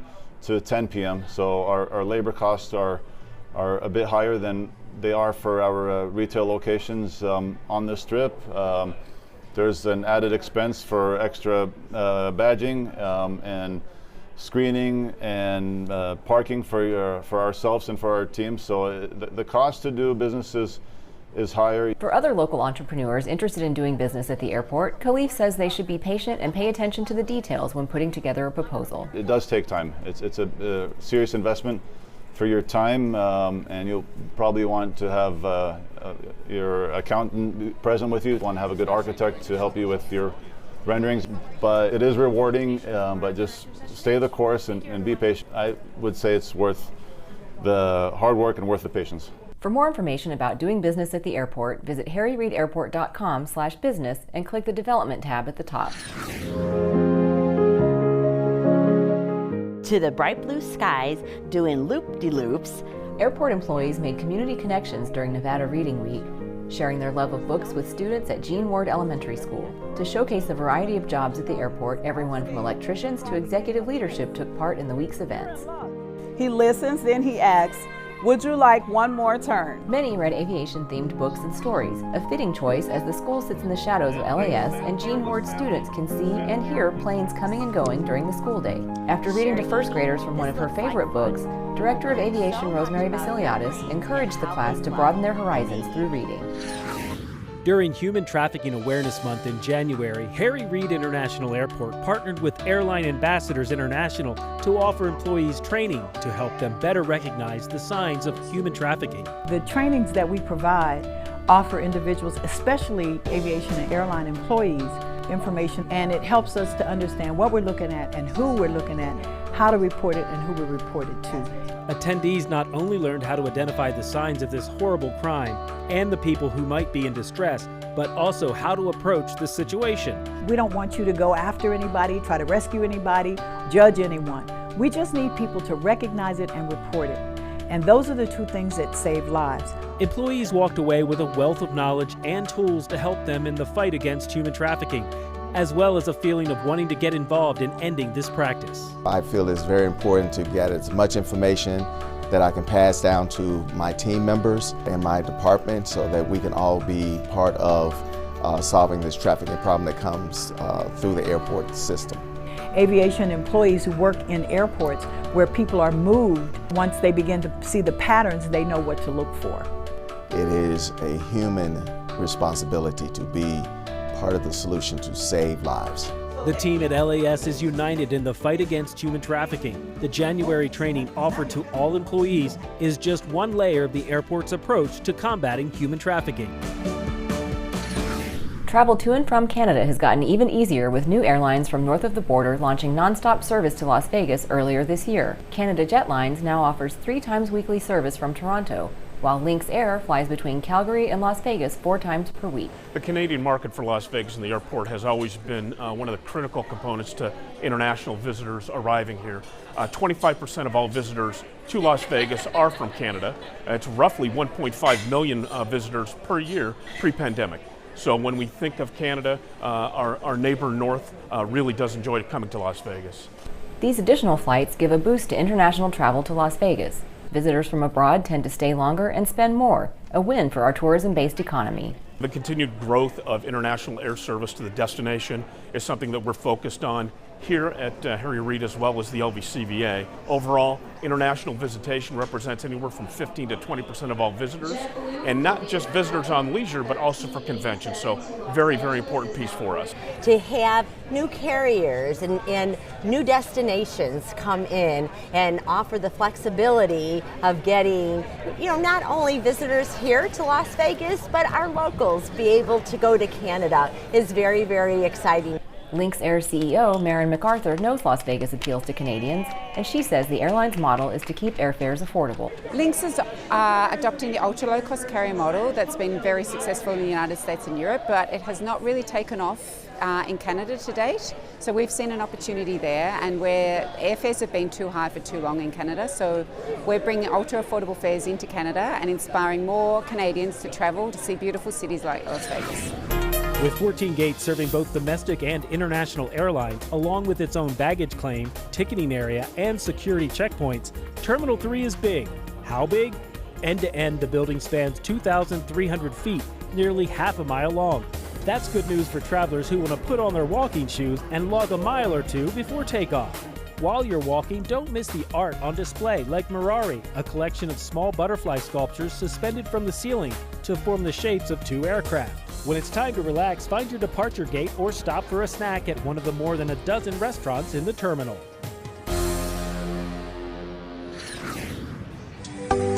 Passenger improvements are on the horizon at LAS thanks to $31 million in federal funding. Baggage systems in both terminals will receive an upgrade with new conveyors, carousels, and standby power systems. Modernizing the baggage handling systems will provide an enhanced customer experience and boost the capacity, security, and energy efficiency of the aging systems. The funding for the project, which is expected to begin by the end of this year, is part of the Bipartisan Infrastructure Law's Airport Terminal Grant Program. Take Your Child to Work Day was filled with activities for LAS families. The morning started with presentations by mentors from throughout the airport.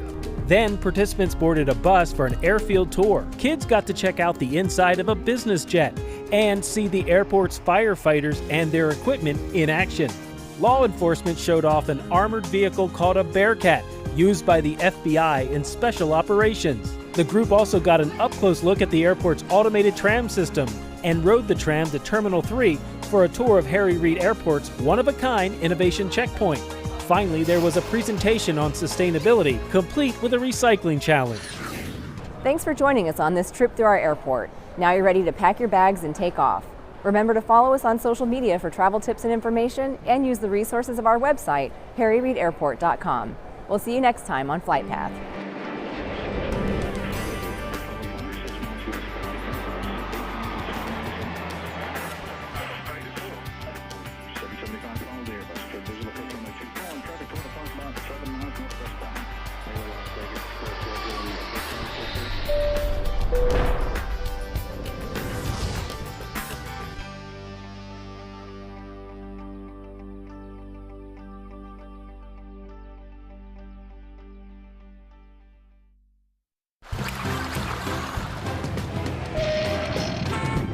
Let's go, come on! Don't you do it.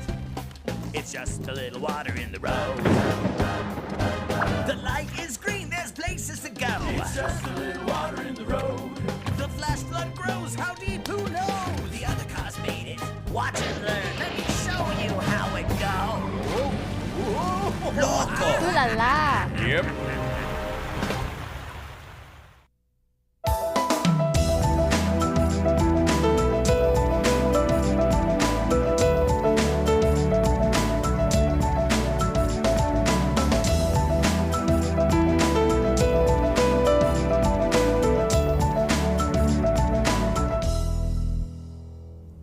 I helped make this town happen, said Florence Lee Jones Kalin about her 40 years of life and work in Las Vegas. Indeed, as a journalist, a civic leader, and a historian of the region, she left an indelible mark on the city. After graduating from the University of Missouri School of Journalism, Florence Lee Jones joined her family in Las Vegas in 1933 when the population just topped 5,000. She immediately landed a temporary job as a cub reporter with the Las Vegas Review-Journal, covering the construction of the Hoover Dam, and she gained the distinction of being the city's first professional woman journalist and an Associated Press correspondent. Her first assignment covered a complex and highly sensationalized trial. This involved the 6 companies incorporated, the company that built Hoover Dam, and one of its former employees. Her successful coverage of the case proved her a highly capable reporter, garnered her a permanent position with the paper, and quickly initiated her into the local scene. Over the next few years, Florence Lee Jones continued to cover construction of the Hoover Dam, but was increasingly assigned to cover City Hall and the courthouse. She became an astute political reporter, and she attracted the attention of the man who became her mentor and later her husband, Review Journal editor John Kalin. They married in 1940, and they spent the next 45 years sharing mutual interests in writing, local history, and civic activities. In addition to her work as a journalist, Florence involved herself in the social and civic life of the young city. While she was assigned to cover the newly formed Las Vegas affiliate of the Jaycees, Florence promptly joined and enthusiastically recruited other women, unaware of the national organization's rule that excluded women members. Despite this, Jones forged ahead into her first Jaycees project as head of the committee that developed Lee Canyon ski facilities. She also worked with the USO to provide recreation for servicemen during the war. In 1946, Florence co-founded and served as the first president of the Service League, later renamed the Junior League. The organization gave millions of hours and raised thousands of dollars for education, social welfare, and service needs, and was responsible for civic projects such as Fantasy Park Playground. Florence retired from the Review Journal in 1953, but she returned 10 years later to write the popular society column, Socially Speaking, that appeared in the Review Journal's Sunday edition for the next 20 years. Her love of history led her to work to establish the Nevada State Museum and Historical Society in Lorenzi Park. She served on its board from 1971 until her death in 1985. She also published local history in several articles and books, including a 2-volume history of the Las Vegas Valley Water District, co-authored with her husband. Florence always felt fortunate that her profession and her avocation were so closely connected. As a newspaper reporter, she said, "I was intimately involved with history as it was happening."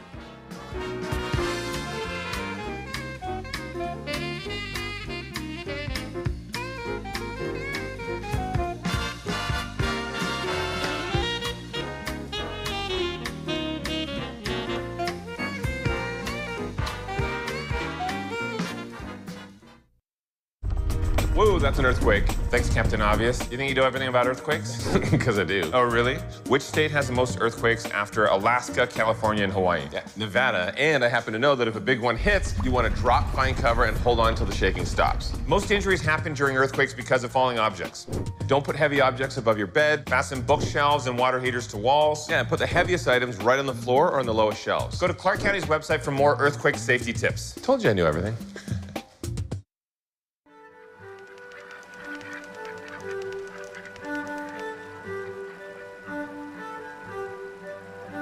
The Clark County Wetlands Park contains many kinds of landscapes for you to explore, while never having to leave Las Vegas. Whether you visit to see the beautiful desert expanse or the cool, shady wetlands, you'll find an array of plants and animals unique to each habitat.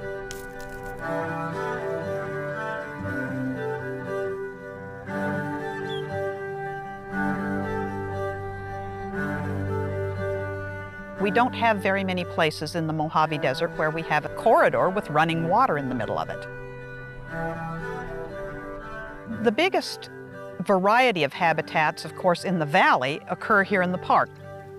Our rarest habitat probably has to be the aquatic wetlands, which is the water and the water's marshy edge. There just isn't that much aquatic wetlands in southern Nevada anywhere. We have the riparian zone, which we kind of call the ribbon of green. Desert washes are places where we have little trees and small shrubs. They have to reach way far down for water, and they get watered periodically when we have storms. Because life depends on water, you'll find an abundance of wildlife in the park's wetlands. Dragonflies and damselflies make their homes here.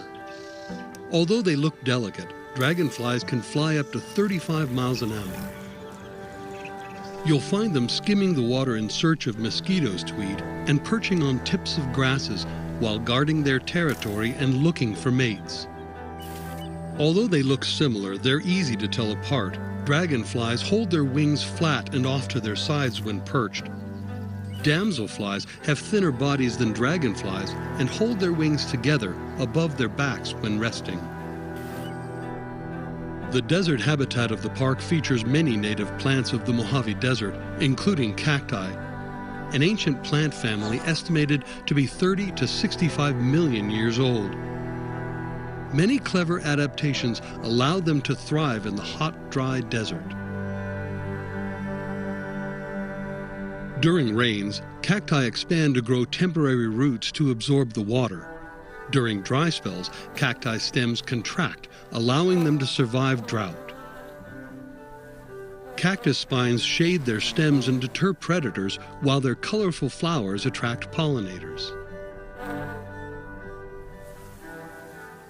A big, bright, glorious flower like this would be an insect-pollinated flower. And The park features native plant species found in both wetlands and desert environments. Come in and land on that. This is what they call the screwbean mesquite. You've got sugar and honey coming out of the flowers, and then you get this bean. A native plant is the plant that evolved and grew in the place. So it's in the habitat that has had the longest time to evolve together, so that it's a much nicer kind of marriage to the land. And an invasive is something that either we've brought in as a human race or has moved in through wind or dispersal agents. The worst invasive for us in the park itself is the salt cedar. It goes by the Latin name tamarisk. There are many hundreds of acres in the wash here now that are nothing but just solid tamarisk. Tamarisk removal at the Wetlands Park will require work for years to come, so the beauty and diversity of the native plants, like desert willow, globe mallow, and yerba mansa, can flourish. You'll find that the Wetlands Park offers different experiences during different seasons.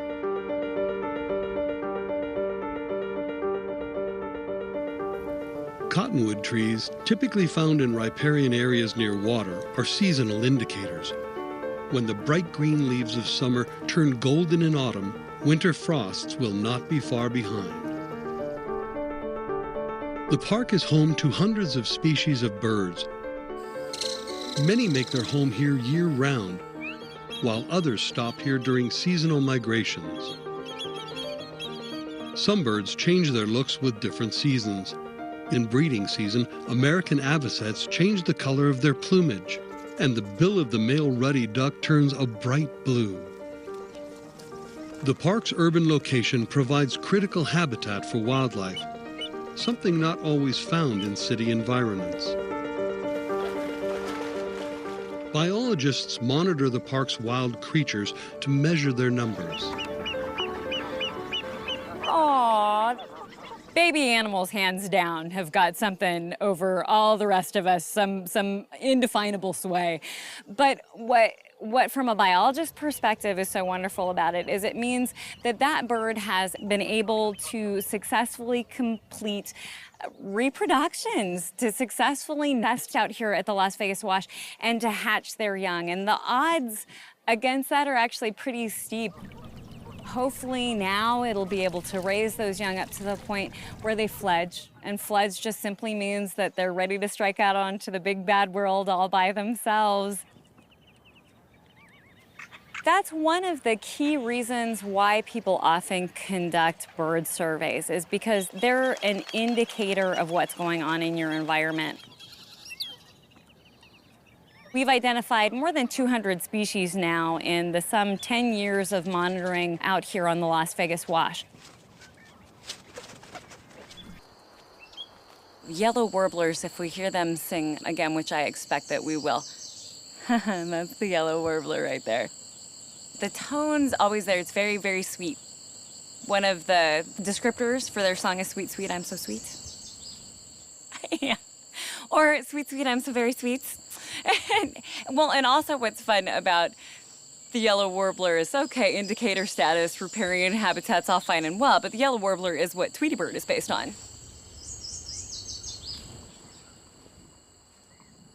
Birds are such a diverse group. There's just always something to learn, and I love that. They always offer something new. You can never know all the answers, and they're always going to throw a curveball at you. They don't read the same guidebooks that we do. They don't know where they're supposed to be.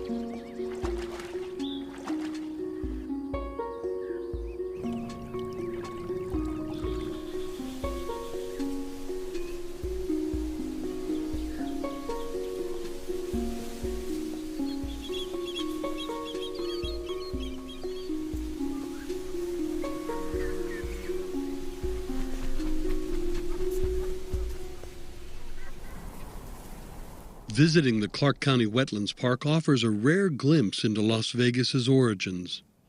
This was one of the kinds of meadow that you would have found originally in Las Vegas before the entire city was urbanized. The one that we're actually sitting in right now is probably the largest piece of saltgrass meadow that we have left. When the town began to grow and we began to have suburbs developing, a lot of the meadows began to depart. I think, to me, conservation means trying to hang on to as much as we can of what's natural in an area. Sometimes you can't be perfect, but you try to keep what you can keep as a heritage for the people who are going to follow you.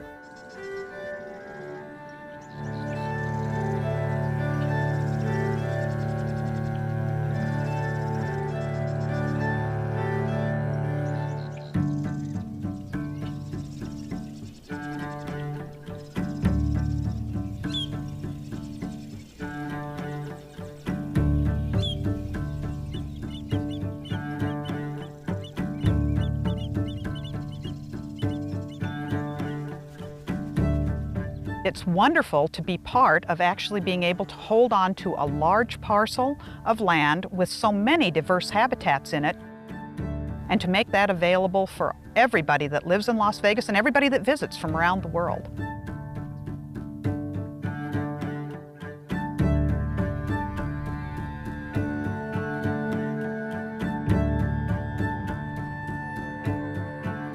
We're hoping people will be able to come to the Wetlands Park to fall in love with nature and to be able to take the things that they learn here and apply them in other wild places.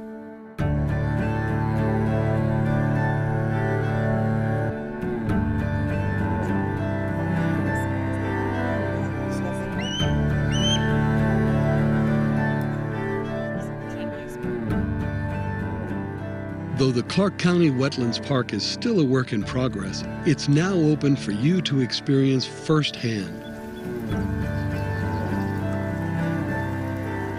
The Clark County Wetlands Park. It's yours.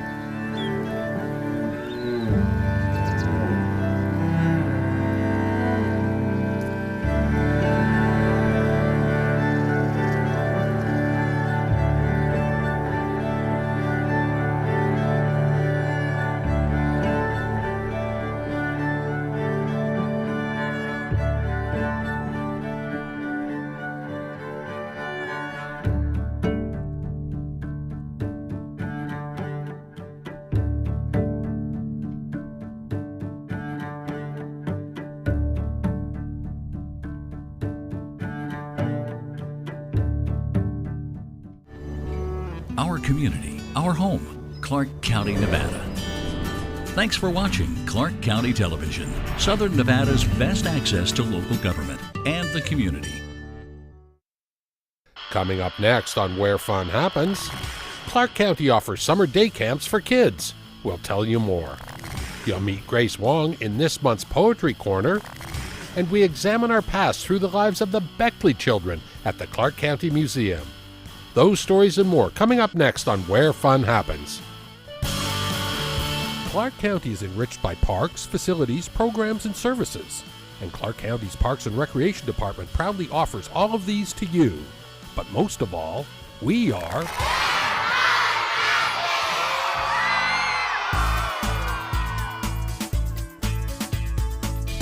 Hi, my name is Russ Thompson, Recreation Cultural Specialist for Clark County Parks and Recreation. Our department provides a wide range of different activities for children, such as summer day camp programs. The Desert Breeze Community Center, which is located in the west side of the valley, is one of many recreation centers that offer summer camps. So summer camps offer a wide range of different programs, such as sports, arts and crafts, guest speakers and workshop opportunities, and some facilities also offer swimming depending on the location. Kids are able to, instead of just sitting at home and behind a tablet or video game system, they're outside playing games at the park. They're inside, maybe learning how to paint or draw. So it's a great way for the kids to learn and also stay active in a fun, safe environment and just be and meet new friends and have a summer of a lifetime. Cost per day is $21 per day or $105 per week. And there are other ways, if you depending on your financial situation. We are partnered with Las Vegas Urban League. For more information on that, you can contact the Urban League offices on that regard. Summer camp runs from now up and through August 5th. The Desert Breeze Community Center and Aquatics Facility is located at 8275 West Spring Mountain Road, Las Vegas, Nevada, 89117. And to find the recreation center nearest you that offers summer camp programming, feel free to check out our website at ClarkCountyNV.gov/parks. Our main hotline number is 702-455-8200. We hope to see you here at Desert Breeze real soon.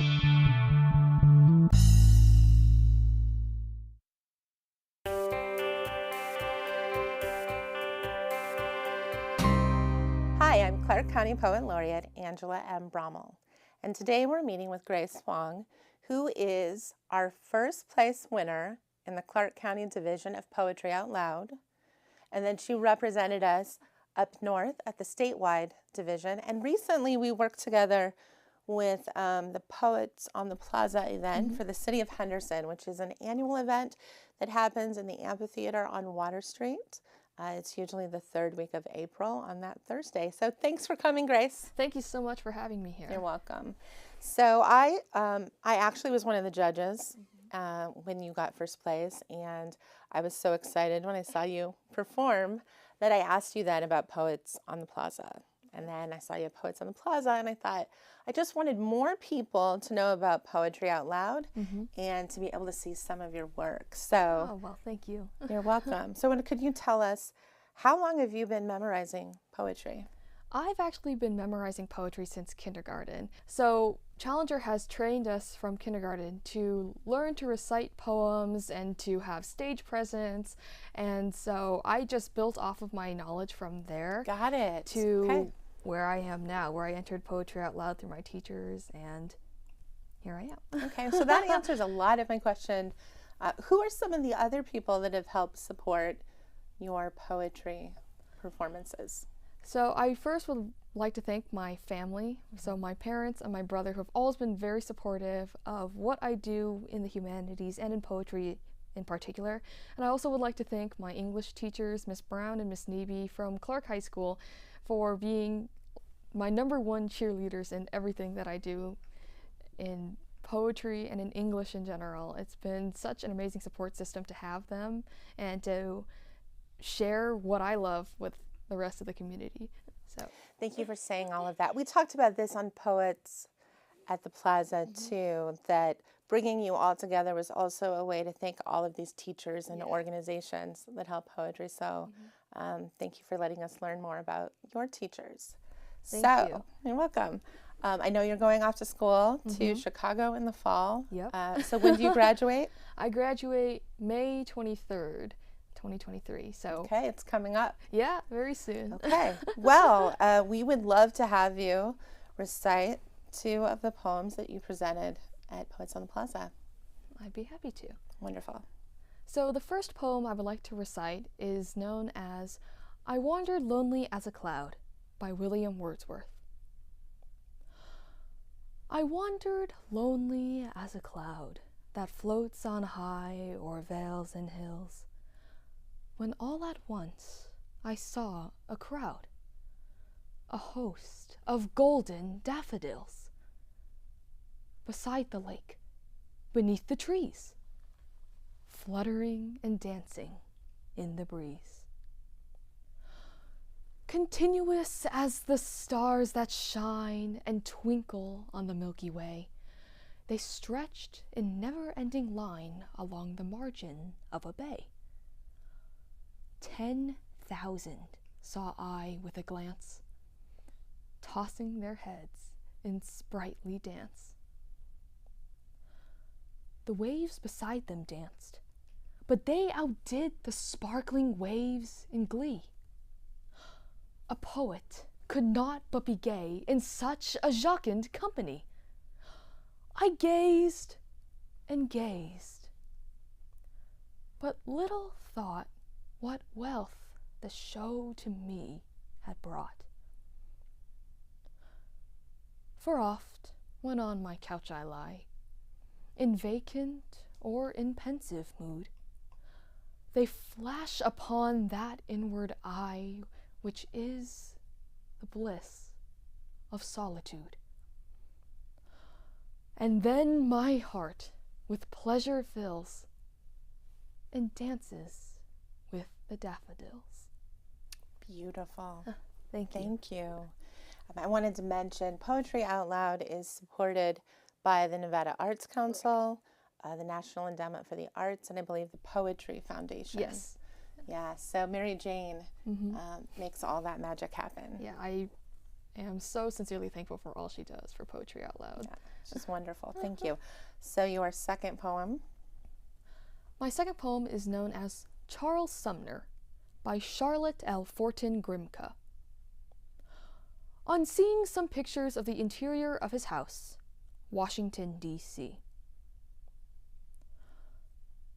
Only the casket left, the jewel gone, whose noble presence filled these stately rooms, and made this spot a shrine where pilgrims came, stranger and friend, to bend in reverence before the great pure soul that knew no guile, to listen to the wise and gracious words that fell from lips whose rare, exquisite smile gave tender beauty to the grand, grave face. Upon these pictured walls we see thy peers, poet and saint and sage, painter and king, a glorious band. They shine upon us still gleam in marble the enchanting forms whereupon thy artist eye delighted dwelt.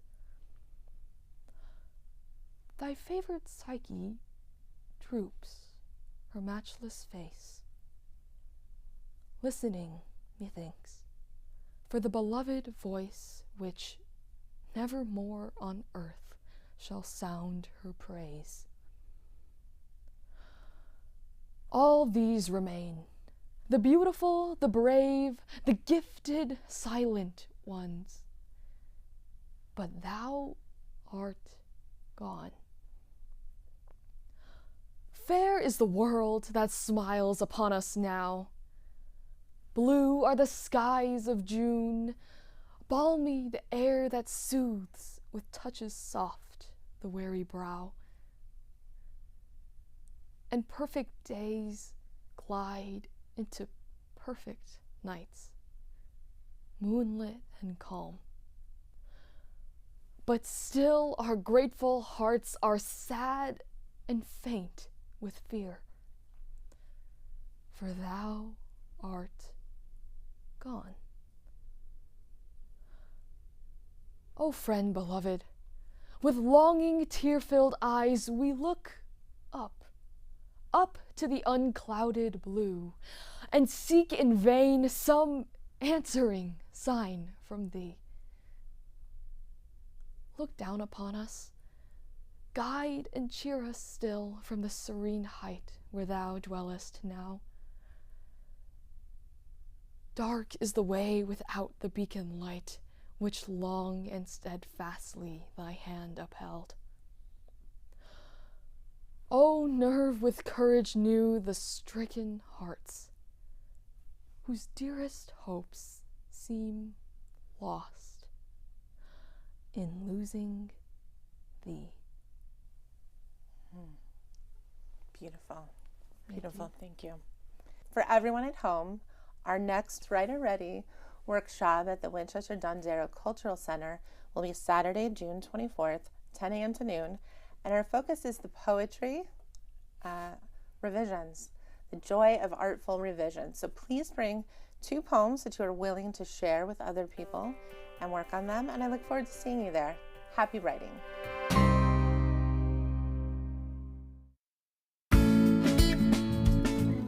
The more pet-friendly our community becomes, the more important it is to make sure your pet is up to date on its vaccinations. Vaccines help prevent many contagious diseases that can be fatal for pets. Your dog or cat can be susceptible to diseases if it is outdoors at all, socializes with other animals, or travels with you. Annual rabies shots are required, but several other vaccines are strongly recommended within the first 6 to 8 weeks of your pet's life. Boosters are also needed. Don't wait. Talk to your vet today. Let's keep our pets safe, healthy, and happy. Did you know there are over 1,000 miles of trails here in Southern Nevada? Without knowing where to find them or what to expect, it can be hard to enjoy one of the best reasons to live in Southern Nevada. The Neon to Nature program, found at neontonature.org, is an online map tool that helps you locate walking and hiking trails throughout the valley. You can search the map for detailed information about each trail, including location and length, surface type, level of difficulty, and trail photos. So get out, find a trail, and explore new places at neontonature.org. Millions of Americans have their packages stolen right from their doorstep or mailboxes by porch pirates each year. Here are some tips to help foil the thieves. Require a signature upon delivery. Have your packages delivered to you at work, or have them held at your local post office for pickup. If available, take advantage of the ship-to-store option. Some online retailers offer a locker service you can use, or have your packages delivered to the home of a friend or relative you know will be home. Package thefts are a crime of opportunity. Help protect your packages and peace of mind. It's the best cultural center in town. Welcome to Winchester Dondero. Hi everyone, Michelle Fuller here from Winchester Cultural Center. We'd like to welcome you out for the summer activities we're having. Starting off is going to be from the Vegas Mob Museum. They're going to be coming out and doing a presentation here for free on July 6th from 9:30 a.m. It's going to be here at the Winchester Theater. They will be presenting some of the articles and facts about the mob. We hope to see you guys come out and enjoy some of the activities.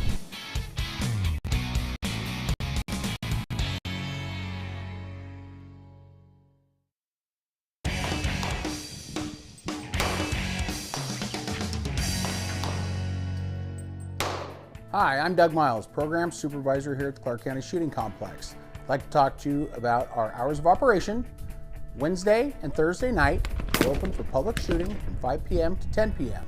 Friday, Saturday, and Sunday, now that we're on summer hours, we're open from 7 a.m. until 5 p.m. I'd also like to mention about our Wednesday night trap league. That runs year-round at the Shotgun Center. We also have Wednesday night archery league, and that's down at the Archery Center. As well as at archery, we now offer a Learn to Shoot program, which is available to register online. We'd like to see you out on the range, so come on out and see us. Hi everyone, I'm Martin Olson with the Nevada Department of Wildlife here at the Clark County Shooting Complex to give you an update on some of the activities that we got going on. So we're still running hunter education classes here at the shooting complex, and you can register for those at register-ed.com. Also, even though there's very few tags left over for this season, take advantage of our FCFS, which is first come, first serve activity on our website. And what that is any tag that has been returned throughout the season shows up on this first come, first serve website, and you can purchase those right there. But remember, if you're born after January 1st, 1960, you have to have your hunter education on file. So sign up on that register-ed.com, take a hunter education course, get that underneath your belt. And we also have some special activities going on. We're going to have an antelope workshop for those of you who drew an antelope tag. You can learn a lot about the antelope of Nevada. We'll have biologists here, we'll have a taxidermist, and we'll even have some game wardens.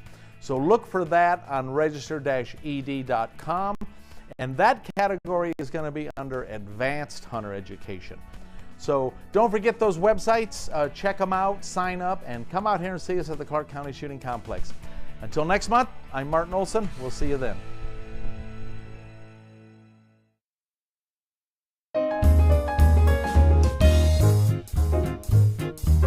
Hello, welcome back to the Clark County Museum. My name is Amber Colbert and I'm the Clark County Museum Administrator. Today you're joining me in front of the Beckley House here on Heritage Street.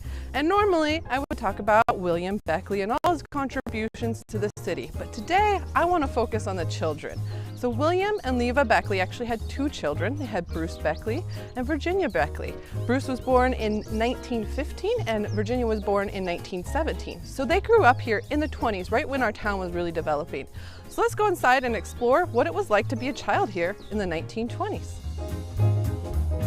So now we've stepped inside the house, actually all the way to the back of the house, and this is the back porch. According to Virginia Beckley, and I would agree with her, summers could be extremely hot here, and it was something hard to deal with. So her dad, one of the first additions they made to their small one-bedroom house was adding this back porch area on. It wasn't completely enclosed like it is nowadays. She explained it as having 4-foot walls with one window, screen, and canvas above it that they could open up to sleep out here in the summer and cool off.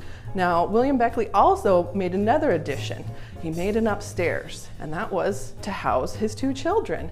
Now, normally you can't see the upstairs when you tour through the museum, but today I think we can take a quick peek to see what it looks like where Virginia Beckley and Bruce Beckley slept every night.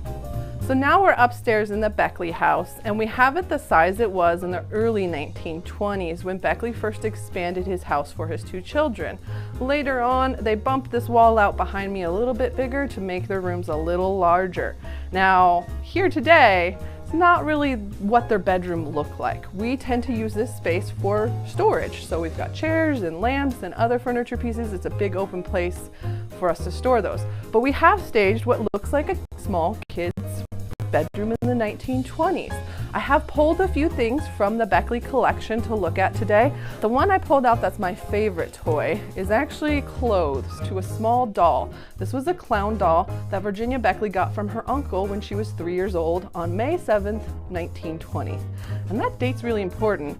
The doll wasn't as important as how it got delivered to her. On May 7th, 1920, Jake Beckley was the first passenger on an airplane to land in Las Vegas. And before he landed, he flew over the Beckley house here on 4th Street and dropped out this clown doll.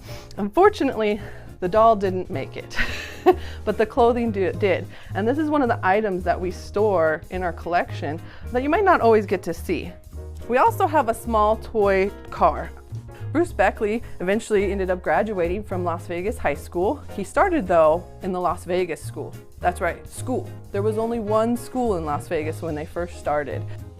But one of the stories Bruce talks about as how his dad supported his education was Bruce Beckley was the editor of the yearbook. So we have a 1932 yearbook, Bruce's senior year, and of course in the very back of the book we have the Beckley Fine Furnishing advertisement that his dad took out. He claims his dad was the first to do a full-page advertisement. Other things we have in our collection are photographs. We also have some photographs of some of the things they may have enjoyed in Las Vegas. Virginia Beckley said when they weren't hanging out with family and friends, they may go to the movie theater. Now, the movie theater wasn't inside, it was an outdoor. There was actually 2 outdoor theaters. This one is the Las Vegas Air Dome, and it opened in 1915. And she explained that it was just a whole bunch of corrugated metal nailed to some 2x4s, creating a wall around it, open sky, a screen, and a piano player. And when it rained, everyone just ran for cover. They also would take trips to a place they called Grapevine Springs, and we have a couple pictures of them driving there, and they did normal things. She played tea with her friends. She was part of the Girl Scouts, and Bruce was part of the Boy Scouts, as most of the kids in the town were. Now eventually, Bruce and Virginia both became very successful and were very essential in the moving of this building here. Unfortunately, we have lost both of them. Bruce lived till he was 71 as a successful lawyer, and Virginia passed away at the ripe age of 100. But now we have their children and their grandchildren to continue their stories. Thank you again for joining me today and exploring what it was like to be a kid in the Las Vegas area in the 1920s. If you want to see more about the Beckley family, come join us at the museum. We're open 7 days a week from 9 a.m. to 4:30, and for a low admission of $1 for youth and seniors and $2 for adults. See you next time.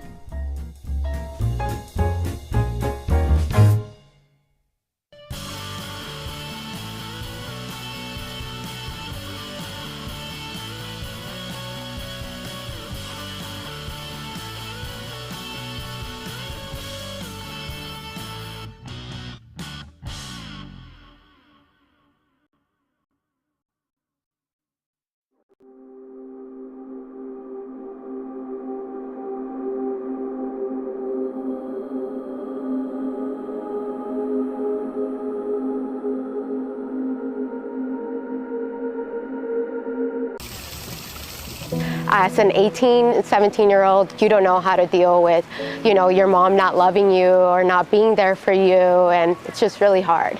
I did jump around from different foster homes to foster homes. I would lose my friends, or I would lose out on sports, and ended up when I was 17, I just ended up aging out in Child Haven because I wasn't really in a foster home. And then, I graduated high school and went on to my own apartment and other programs to help with aged out youth.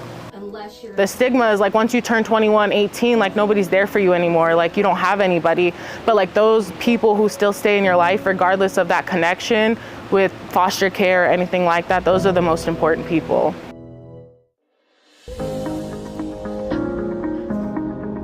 So STEP UP provides to aged out of foster care young adults case management services. We're really here to help the young adults transition from aging out of foster care to 21. When you think about maybe the education system, so going to post-secondary school, how do I fill out the FAFSA? The last 2 years I've been going to college, and I'm almost ready to graduate, and I think that that's a huge goal, and I want to work with kids that are also in the system. Making money, how do I build a resume? Getting a job, employment, finding affordable housing is definitely a challenge as well. The monthly rent assistance that they do is it's such a big help. If it wasn't for that, I would have probably ended up homeless after getting aging out. And I think that the ones that are usually successful usually have some sort of support system to kind of help them get through the next 3 years and probably even after they leave the Step Up program. If I could really say for any foster parent or anyone trying to be a foster parent, if you have children, what would you do with your own children? And putting that into some sort of perspective. Anytime I get new kids, I'll usually let them buy whatever groceries they want at the grocery store. So we all go together, they can put whatever they want in the cart. And then I can also come up with recipes, and I try and get them to cook as much as I can. So even the little kids can make scrambled eggs. I think those are definitely vital lessons that our young adults could utilize, before they even age out. If there's anybody that is trying to become a foster parent to a teen, I would just tell them to be patient. and be persistent, and, you know, understanding that they're not just dealing with having to, you know, move into a new home and get used to like this stranger, but they're also dealing with the fact that they got separated from their parents and the trauma that, you know, that led them to be into foster care. We have a lot of youth who need safe, secure, supporting, loving homes. And I can say, I know it's not easy. It's not easy, but you're surrounded by support when you take on the task of being a foster parent. Don't be afraid to ask questions. Don't be afraid to say, hey, I need support. I think that's one of the things. Communicate if you're struggling with one of your foster young adults, but don't just throw in the towel. People can change. Like, it could take one talk or one just hug, something, like, in order for you to tell somebody that you care about them, because a lot of times people just have never had anybody say, oh, I'm proud of you, oh, I care about you, and those words can go a long way. You know, somebody just giving you one chance can change your life.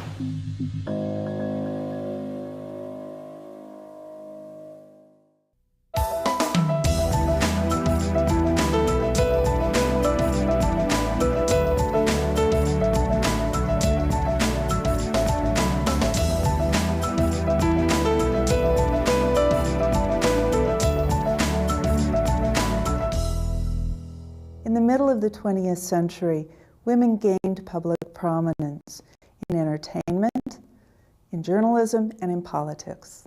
It's show business and entertainment that are the most visible. From vaudeville to burlesque, from showrooms to headliners, Las Vegas and entertainment became synonymous. Hollywood glamour and talent arrived in Las Vegas with Grace Hayes. Her large eyes and her flapper style led to comparisons with other stars of that era, Mary Pickford, Clara Bow.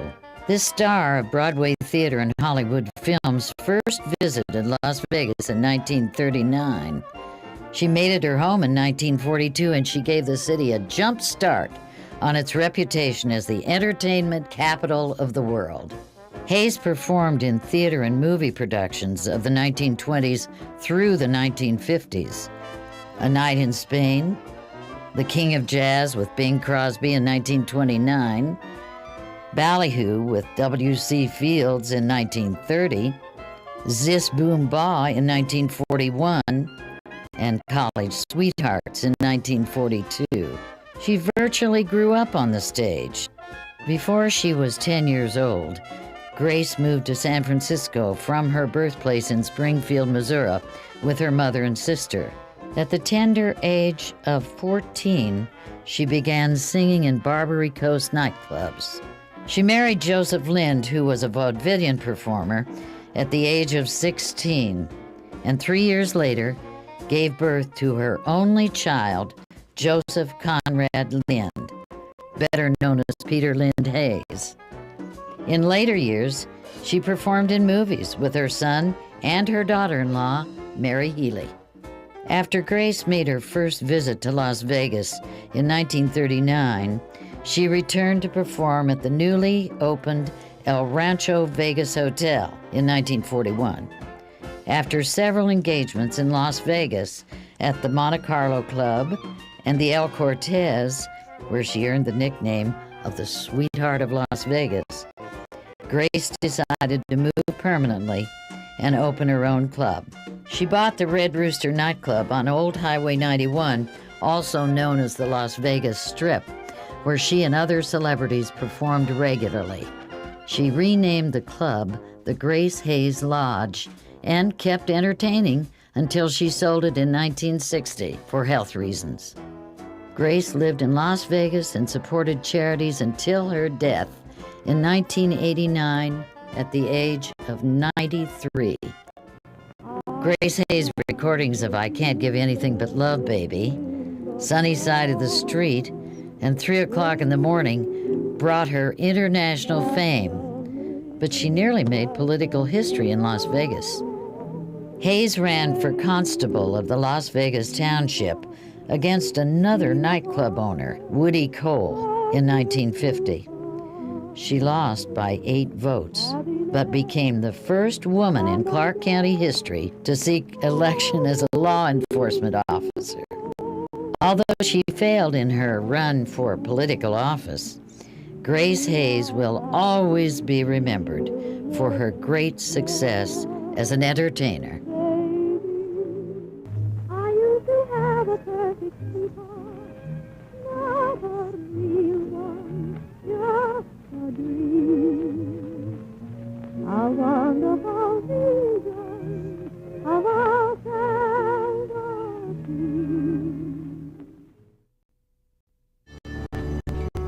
Our community, our home, Clark County, Nevada. Thanks for watching Clark County Television. Nevada State Route 169 is located in the northeastern part of Clark County.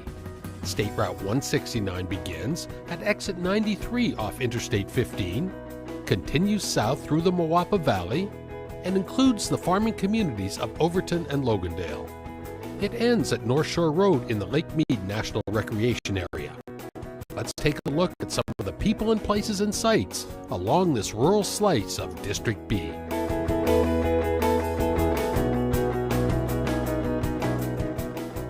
And just a few miles west of 169 is the Logandale Trail System, 45,000 acres of stunning southern Nevada scenery. And of course, the place has trails, more than 200 miles of them, for nearly every type of recreational usage. They love it. I mean, it is a little slice of heaven that you don't even know about until you literally come over that road, you know, and it's like, wow, it's here. Elise McAllister and Bonnie Levitt are massive supporters of the Logandale Trail System. The pair are employees at Partners in Conservation, a nonprofit organization that bridges the gap between rural communities and government entities to develop recreation and promote conservation on public lands. You have all manner of OHV use that uses it, and then you have hiking, photography, picnicking, camping. We've had a couple of marathons here. The Logandale Trail System offers stunning views and scenic vistas, with majestic red rocks and sweeping sand dunes rising from the desert floor. Home to hundreds of species of native plants and animals, exploration opportunities are plentiful for human guests. On busy weekends, there's 40, 50, 60 different campsites here, and people literally, you know, find a flat spot and pull over. Situated adjacent to the more well-known state park at Valley Fire, this place was once a secret area of seclusion and leisure for Moapa Valley residents until a couple decades ago when off-roaders discovered the trails and convinced the Bureau of Land Management to designate the Logandale Trail System as public lands. That's the wonderful thing with public land, is that it really is public for everybody. And so since they started working with the BLM back then, and all these structures and stuff here are kind of from that time period, and then the reputation's grown, and internet and everything's just really highlighted it. Hardcore Jeep and rock crawling enthusiasts are frequent visitors, but any four-wheel drive vehicle will reward a Sunday driver with spectacular panoramas and a bouncy crawl over well-trod trails. Clark County Public Works is responsible for the road leading up to the trailhead, but improving and maintaining the Logandale Trail System is truly a cooperative effort. Volunteers work with Elise and Bonnie on cleanups and routine maintenance. In the past 15 years, more than $2 million worth of infrastructure, including global positioning, indoor restrooms, fencing, and blazed trails, are just some of the man-made amenities found at this Clark County gem. And we like to use volunteers to, to do as much of the work as possible, and that way we like to have what we call horizontal education, where people get involved in something and they learn while they're doing it. The Logandale Trail System is located just an hour away from downtown Las Vegas. Visit LogandaleTrails.com or their Facebook page for a main loop trail map, photos, and much more information on this pristine piece of Silver State paradise.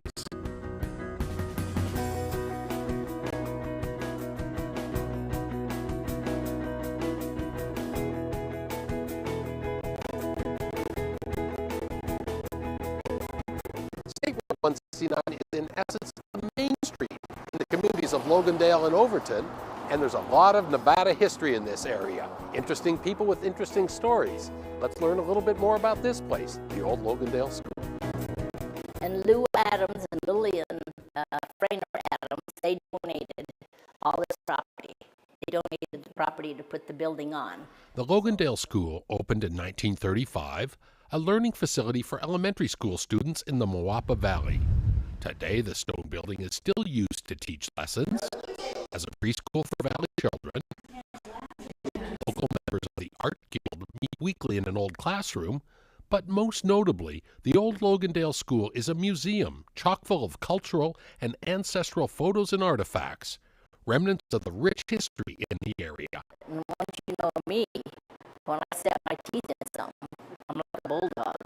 Virginia Lanny Tobiason, known to one and all as Beezy, is a one-woman walking, talking Wikipedia of Muddy Valley history. Can you believe that? Beezy and Robin Mon are the driving forces behind the Old Logandale School Historical and Cultural Society, the appropriate acronym of OLSHAC. History is so important, and this valley still has so many old families that live here that we're finding there's such a disconnect from our young people to their ancestors. We're finding it even among the school and the pirate pride that we've always had. And so what we're trying to do is just bring it back, that these were real people. They gave you your heritage. His name was Hugh Lord, and he was bound determined that that water would never ever come up to his house. OLSHAC's mission is to restore and preserve the historic buildings and artifacts in the community. Less than 20 years ago, the old Logandale School was slated to be torn down. Just another forgotten and neglected lost slice of Nevada's pioneering past. So that's when Beezy got busy to save the building. It was in probably 1998 they were going to demolish the building. Clark County School District said that, it was asbestos in it, and they were just going to doze it and get rid of it. But the school was literally falling apart. And then I've always collected all this stuff, and I said, you know what, I'm going to fight for this building because we need a museum for this community. And so it took me 12 years. Beezy's love of the valley and heeding her mother's urging, Beezy spent years researching, writing, and compiling stories. She co-authored 3 extensive books about the people and places in the Muddy with her friend Georgia May Shaw Hall. Do you know that you have a ghost in this building? And I said, well, yeah, I do know, yeah. Like many old buildings, the old Logandale School is said to be haunted. A young girl who drowned nearby said to look in the school. You might expect her to be located in the hair-raising basement. Instead, she affirmed the apparition and sometimes moving visitors in painful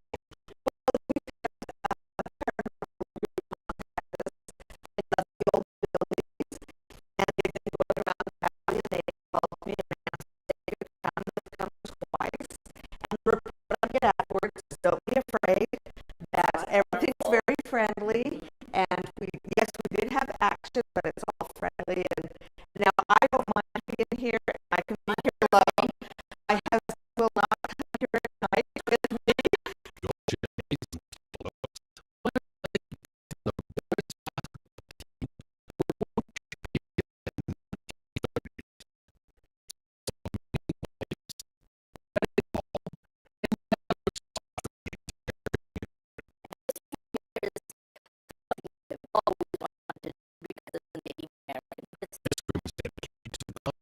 of the Native population, Pines and Moapa tribes played formative roles in early development in the valley.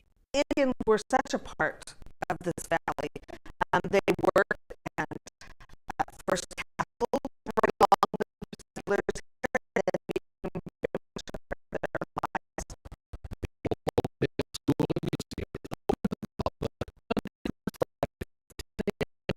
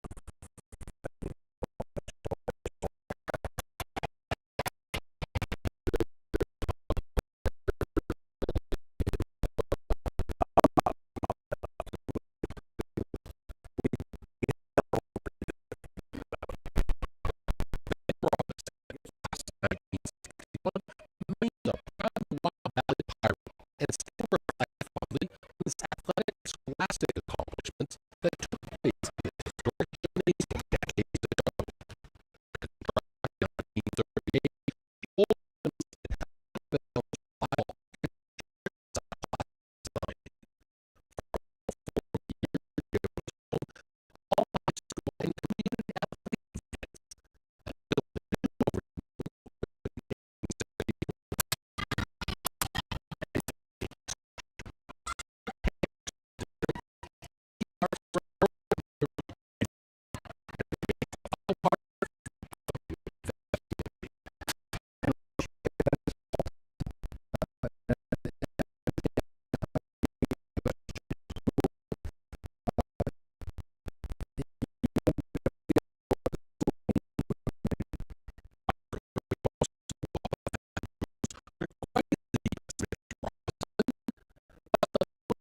educator was the principal at the new Moab Valley High School for 7 years before